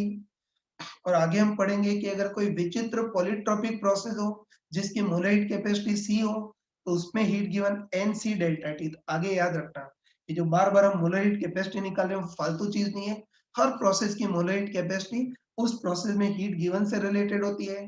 Constant volume की मोलर हीट कैपेसिटी CV है, तो कांस्टेंट वॉल्यूम प्रोसेस में heat given NCV delta T. Constant pressure process की molar heat capacity CP है, तो कांस्टेंट प्रेशर प्रोसेस में heat given NCP delta T.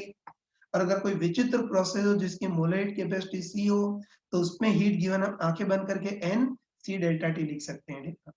अब देखो तुम याद करके बताओ, है ना, तुम याद करके बताओ कि अभी जो हमने क्वेश्चन किया था ना, उसमें हमको CP के बारे में पता नहीं था, इसलिए अभी तो, है ना, इस पिछले क्वेश्चन में तो कांस्टेंट प्रेशर प्रोसेस में हीट गिवन निकालने के लिए गधों टाइप से वर्क डन अलग निकाला था, चेंज इन इंटरनल एनर्जी निकाली थी, और दोनों को ऐड करके heat given to the gas निकाला था, याद है ना। वही कि इस एग्जांपल में कांस्टेंट प्रेशर प्रोसेस में हीट गिवन निकालनी थी ना, तो अभी तो मूर्खों टाइप से हमने वर्क डन निकाला था, चेंज इन इंटर एनर्जी निकाली थी, और दोनों को ऐड करके heat given to the gas निकाला था। लेकिन ध्यान रखना तुम कि अब अगर कांस्टेंट प्रेशर, है ना, ध्यान रखना कि अब अगर कांस्टेंट प्रेशर प्रोसेस में हीट गिवन पूछे, तो गधों टाइप से वर्क और चेंज इन इंटर एनर्जी को ऐड करने की जरूरत नहीं है। अब कांस्टेंट प्रेशर प्रोसेस में हीट गिवन पूछे तो डायरेक्टली एनसीपी डेल्टा टी लिख देंगे, है ना। इतनी मैच्योरिटी होनी चाहिए कि वर्क डन और चेंज इन इंटर एनर्जी को ऐड करो या एनसीपी डेल्टा टी लगाओ, दोनों का मतलब सेम ही है। अगर तुम थोड़ा सा ऑपरेशन करोगे तो तुमको सत्य का एहसास हो जाएगा। ठीक है, जैसे इसका थोड़ा सा ऑपरेशन करते हैं, ये तो हमको अच्छे पता है कि कांस्टेंट प्रेशर प्रोसेस में हीट गिवन कितनी हो, है ना, कांस्टेंट प्रेशर प्रोसेस में हीट गिवन कितनी होती है, एनसीपी डेल्टा टी होती है ना। चलो सीपी का ऑपरेशन करते हैं, तो हमको पता है कि सीपी का ऑपरेशन करके क्या लिख सकते हैं, सीवी प्लस आर, और सीवी को हम एफ बाई टू आर लिख सकते हैं। तो बताओ अब कांस्टेंट प्रेशर प्रोसेस में टोटल हीट गिवन कितना हो गया, एन, इसका इसका मल्टीप्लाई करें तो ना, कांस्टेंट प्रेशर प्रोसेस में टोटल हीट गिवन कितना हो गया, N F by two R delta T, और इसमें इसका मल्टीप्लाई करें तो एन आर डेल्टा टी, है। तो ये ध्यान ध्यान रखना कि कांस्टेंट प्रेशर प्रोसेस में heat given N CP delta T, CP का ऑपरेशन करके सीवी प्लस आर, और सीवी को एफ बाई टू आर अलग अलग करें, तो इस कांस्टेंट प्रेशर प्रोसेस में हीट गिवन कितना आ गया, N F by two R delta T plus N R delta T. ठीक है, अब बताओ एन आर डेल्टा टी को हम क्या लिख सकते हैं, पी डेल्टा वी, है ना। तुम बताओ कि आइडियल गैस इक्वेशन के according PV equal to N R T है, अगर डिफरेंशिएशन करें तो P delta V equal N R delta T, तो एन आर डेल्टा टी को पी डेल्टा वी लिख सकते हैं। बस तुम देखते ही बताओ कि एन आर डेल्टा टी है, पी डेल्टा वी क्या है, work done, N F by two R delta T क्या है, चेंज इन इंटर एनर्जी, और इनका addition heat given to the gas. तो इतनी मैच्योरिटी होनी चाहिए कि वर्क डन और चेंज इन इंटर एनर्जी को ऐड करो या एनसीपी डेल्टा टी लगाओ, दोनों का मतलब सेम ही है, लेकिन इससे थोड़ा सा फास्ट कैलकुलेशन होती है। इसलिए अब कसम खा लेना कि अब अगर कांस्टेंट प्रेशर प्रोसेस में हीट गिवन पूछे तो गधों टाइप से वर्क डन और चेंज इन इंटर एनर्जी को ऐड करने की जरूरत नहीं है, डायरेक्ट एनसीपी डेल्टा टी का यूज कर सकते हैं, ये ध्यान रखना। चलो अब हम कांस्टेंट प्रेशर प्रोसेस के लिए हम बच्चों आगे बढ़ते हैं। अब हम ऐसा करते हैं कि कांस्टेंट प्रेशर प्रोसेस के लिए work done, change in inter energy और हीट गिवन के जो सबसे बेस्ट फॉर्मूले वो लिख देते हैं। तो चलो मान लेते हैं कि किसी गैस में कांस्टेंट प्रेशर प्रोसेस कर रहे हैं।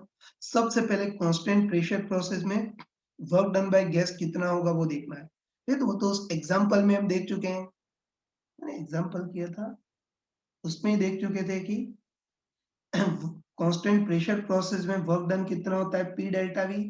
ये तो आगे डायरेक्ट ध्यान रखना अच्छे से। ये तो अच्छे ध्यान रखना कि कांस्टेंट प्रेशर प्रोसेस में वर्क डन बेसिकली क्या होता है, पी डेल्टा वी।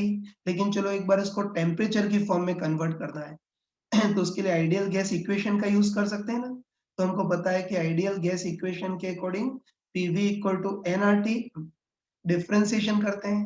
तो तुम बताओ कि इस प्रोसेस में प्रेशर कांस्टेंट है, इसलिए पी बाहर निकल जाएगा और वी का differentiation delta V equal to NR constant है बाहर और टी का डिफरेंशिएशन डेल्टा टी, है ना। बस बताओ कांस्टेंट प्रेशर प्रोसेस में हम पी डेल्टा वी को एनआर डेल्टा टी लिख सकते हैं। ये भी हमको पता है कि अगर कांस्टेंट प्रेशर प्रोसेस नहीं होता, अगर कोई और प्रोसेस होता तो उसमें तो पी और वी दोनों चेंज होते हैं। तो फिर इसके डिफरेंशिएशन के लिए प्रोडक्ट रूल लगाना पड़ता। First as it is second का differentiation plus second as it is first का डिफरेंशिएशन, ये आता है ना। किसी और प्रोसेस के लिए तो ये टर्म बनती है, लेकिन कांस्टेंट प्रेशर प्रोसेस में प्रेशर कांस्टेंट होता है, पी बाहर निकल गया और वी का differentiation delta V equal to NR बाहर निकल गया और टी का डिफरेंशिएशन डेल्टा टी। तो बाकी में तो नहीं, लेकिन कांस्टेंट प्रेशर प्रोसेस में हम पी डेल्टा वी को एनआर डेल्टा टी भी लिख सकते हैं तो अब आगे इतना सारा डिटेल रामायण नहीं बोलूंगा, याद रखना डायरेक्टली। ये तो अच्छे ध्यान रखना कि कांस्टेंट प्रेशर प्रोसेस में work done by gas basically तो पी डेल्टा वी होता है, लेकिन इसको टेम्परेचर की फॉर्म में हम एनआर डेल्टा टी भी लिख सकते हैं। ये तो वर्क डन बाय गैस आ गया।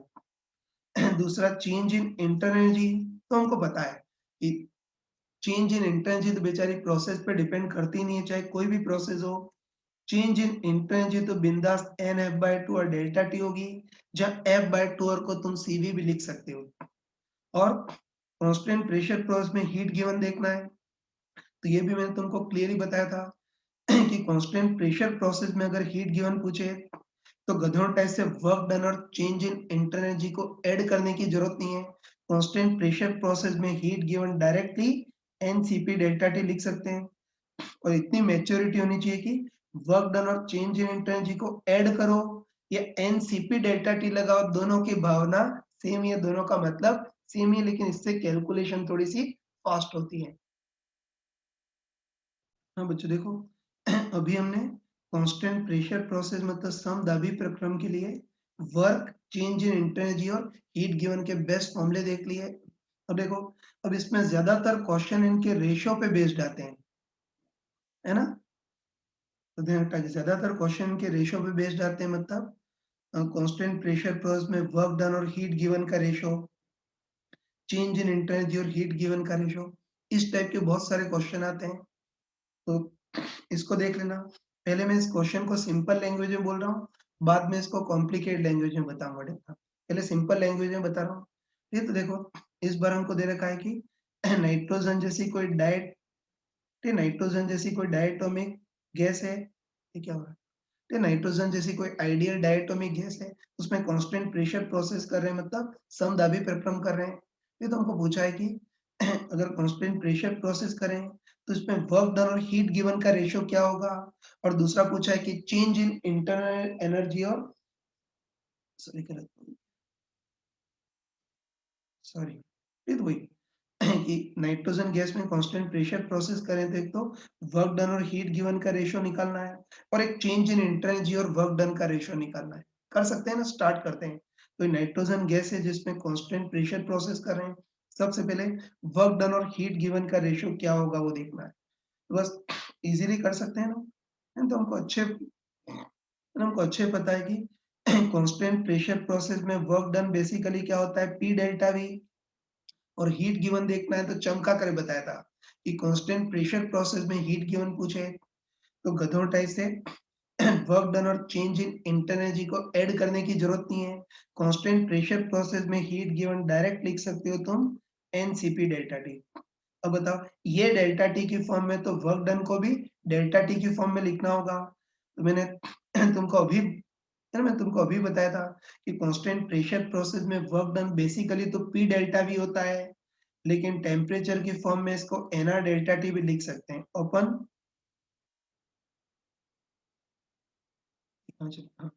ओपन हीट गिवन कितना होगा एनसीपी डेल्टा टी। ठीक, चलो यही मैं ऑपरेशन करता हूँ, उसको हटा देता हूँ, है ना, यही थोड़ा सा ऑपरेशन कर लेते हैं। तो हमको पता है कि सीपी को खोल करके हम क्या लिख सकते हैं सीवी प्लस आर, और सीवी को क्या लिख सकते हैं एफ बाय टू, और इतना आता होगा, है तो वही work done P delta we की जगह एनआर डेल्टा टी, और heat given N CP delta T. CP को खोल करके सीवी प्लस आर, जहाँ सीवी को हम एफ बाय टू आर लिख सकते हैं। तो इनको सॉल्व करेंगे तो क्या कॉमन आएगा एन कॉमन, आर कॉमन और डेल्टा टी कॉमन, और इसमें आर कॉमन लेंगे तो कितना आ जाएगा, आर कॉमन लेंगे तो कितना आ जाएगा F by two plus one R delta T आ गया। बस सॉल्व कर सकते हैं ना। तो बताओ सॉल्व करेंगे तो एन से एन कैंसिल, आर से आर, और डेल्टा टी से डेल्टा टी कैंसिल। बताओ इसको सॉल्व करेंगे तो अपने पास कितना आ गया one open F by two plus one. तो बस कांस्टेंट प्रेशर प्रोसेस में वर्क डन और हीट गिवन का ratio one open F by two plus one, बस वैल्यू रखते हैं। तो इस बार नाइट्रोजन जैसी आइडियल डायटोमिक गैस है जिसकी डिग्री ऑफ फ्रीडम 5 होगी ना, तो वर्क डन और हीट गिवन का रेशो वन ओपन एफ की जगह 5 bye two plus one, 5 bye two plus one कितना होगा 7 बाय टू, उसको ऊपर ले जाएंगे तो 2 बाय 7, है ना, तो बोल सकते हैं कि कांस्टेंट प्रेशर प्रोसेस में वर्क डन और हीट गिवन का रेशियो 2 बाय 7 है ना, या दूसरे शब्दों में बोल सकते हैं कि हीट गिवन का 2 बाय 7 जो पार्ट है वो वर्क करने में खर्च होगा, है ना, क्यू को उधर ट्रांसफर कर लो, तो W इक्वल 2 बाय 7 इंटू क्यू हो गया ना। मतलब कांस्टेंट प्रेशर प्रोसेस में गैस को जितनी भी हीट होगी उसका 2 बाय 7 पार्ट ही वर्क करने में जाएगा, मतलब एक्सपेंशन में जाएगा। ये तो देखो अभी तो हमको लड्डू के टाइप से मैंने बोल रखा है कि कांस्टेंट प्रेशर प्रोसेस में वर्क डन और हीट गिवन का रेशियो निकालो, लेकिन बुक में थोड़ा सा घुमा कर दिया होता है। बुक में दिया होता है कि नाइट्रोजन गैस में कांस्टेंट प्रेशर प्रोसेस करें तो हमको पूछा होता है कि इस कांस्टेंट प्रेशर प्रोसेस में हीट गिवन का कितना पार्ट या हीट गिवन का कितना फ्रैक्शन वर्क करने में खर्च होगा, ये पूछता है ना, इंग्लिश में what fraction of heat given will be utilized in doing work, बस हमको ये पूछता है इस कांस्टेंट प्रेशर प्रोसेस में हीट गिवन का कितना फ्रैक्शन या कितना पार्ट वर्क करने में खर्च होगा, ये पूछ रहा है। मतलब इनडायरेक्टली हमको वर्क डन और हीट गिवन का रेशियो ही पूछ रहा है। चलो सेकेंड पार्ट देखना। सेकेंड पार्ट में हमको पूछा है कि कांस्टेंट प्रेशर प्रोसेस है उसमें चेंज इन इंटरेंसी और वर्क डन का रेशियो, अब तो फटाफट निकाल सकते हैं। तो हमको बताया कि चेंज इन इंटरेंसी तो बेचारी प्रोसेस पे डिपेंड करती नहीं है, चाहे कोई भी प्रोसेस हो, चेंज इन इंटरेंसी तो हमेशा एन एफ बाय टू और डेल्टा टी होती है। अपन वर्क डन, तो कांस्टेंट प्रेशर प्रोसेस में work done basically P delta भी होता है, लेकिन इसको डेल्टा टी की फॉर्म में हम एन आर डेल्टा टी भी लिख सकते हैं। तो सॉल्व करेंगे तो बताओ, सॉल्व करेंगे तो एन से एन कैंसिल, आर से आर और डेल्टा टी से डेल्टा टी कैंसिल, तो एफ बाय टू नाइट्रोजन है से degree of freedom 5 by two, है ना, इसका रेशो 5 बाय टू आ गया। तो ऐसे घुमा फिरा करके क्वेश्चन पूछे तो इजीली कर सकते हैं। तो देखो एक बिल्कुल चिल्लर टाइप का क्वेश्चन ले रहा हूँ वो देखना। ठीक है, तो इसमें हमको दे रखा है कि सॉरी गलत हो गया यार, सॉरी।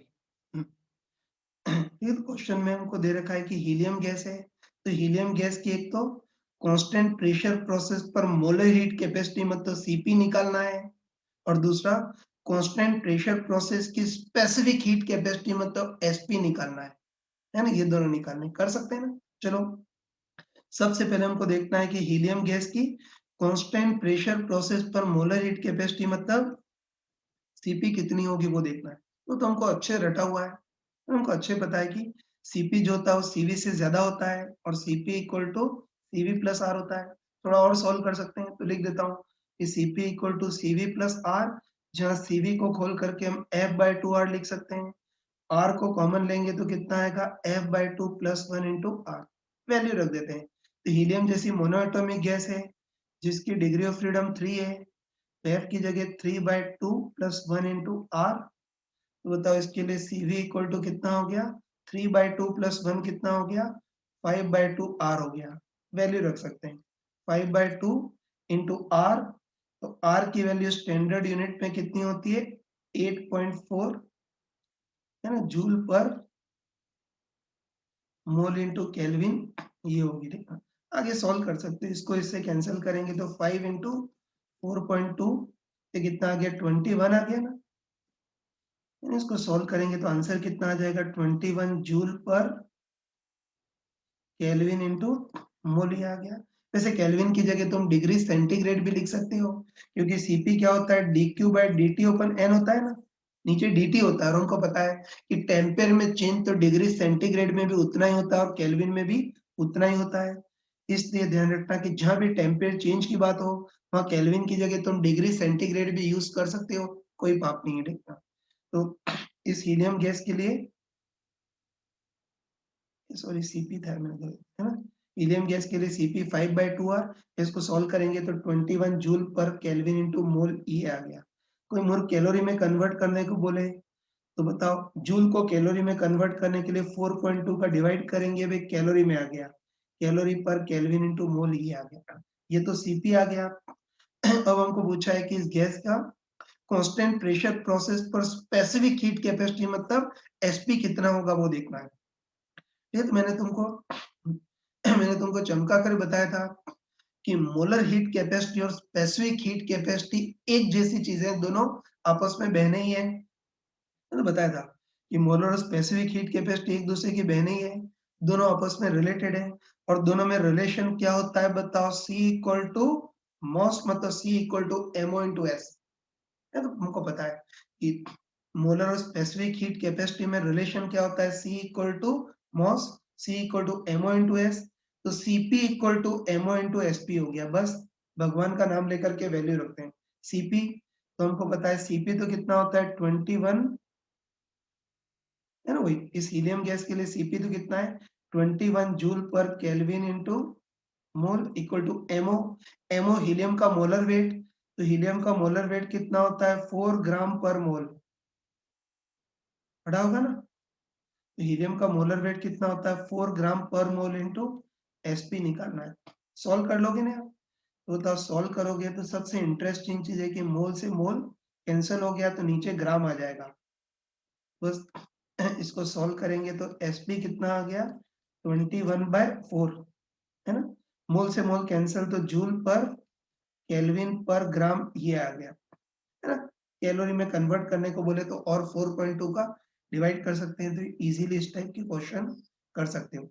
अब देखो, अब इम्पोर्टेंट चीज ध्यान रखना कि देखो, अभी तो मैंने लड्डू के टाइप से बोल दिया कि ये कांस्टेंट प्रेशर की मोलर हीट कैपेसिटी और स्पेसिफिक हीट कैपेसिटी, लेकिन नॉर्मली जो क्वेश्चन आते हैं, है ना, नॉर्मली एग्जामिनर को लैंग्वेज इतनी ढंग से नहीं आती है, ये तो नॉर्मली जो क्वेश्चन होंगे उसमें कई बार ये मोलर हीट कैपेसिटी पूछी है, स्पेसिफिक हीट कैपेसिटी पूछी है, वो क्लियरली नहीं दिया होता है। कई महामूर्ख तो मोलर स्पेसिफिक हीट कैपेसिटी ऐसा पूछ लेते हैं। तो ऐसे केस में शब्दों पे मत जाना, यूनिट पे देखना। अगर ऑप्शन में यूनिट अगर पर ग्राम है तो समझ जाना कि उन्होंने स्पेसिफिक हीट कैपेसिटी पूछी है, और अगर यूनिट पे पर मोल है तो समझ जाना उन्होंने मोलर हीट कैपेसिटी पूछी है।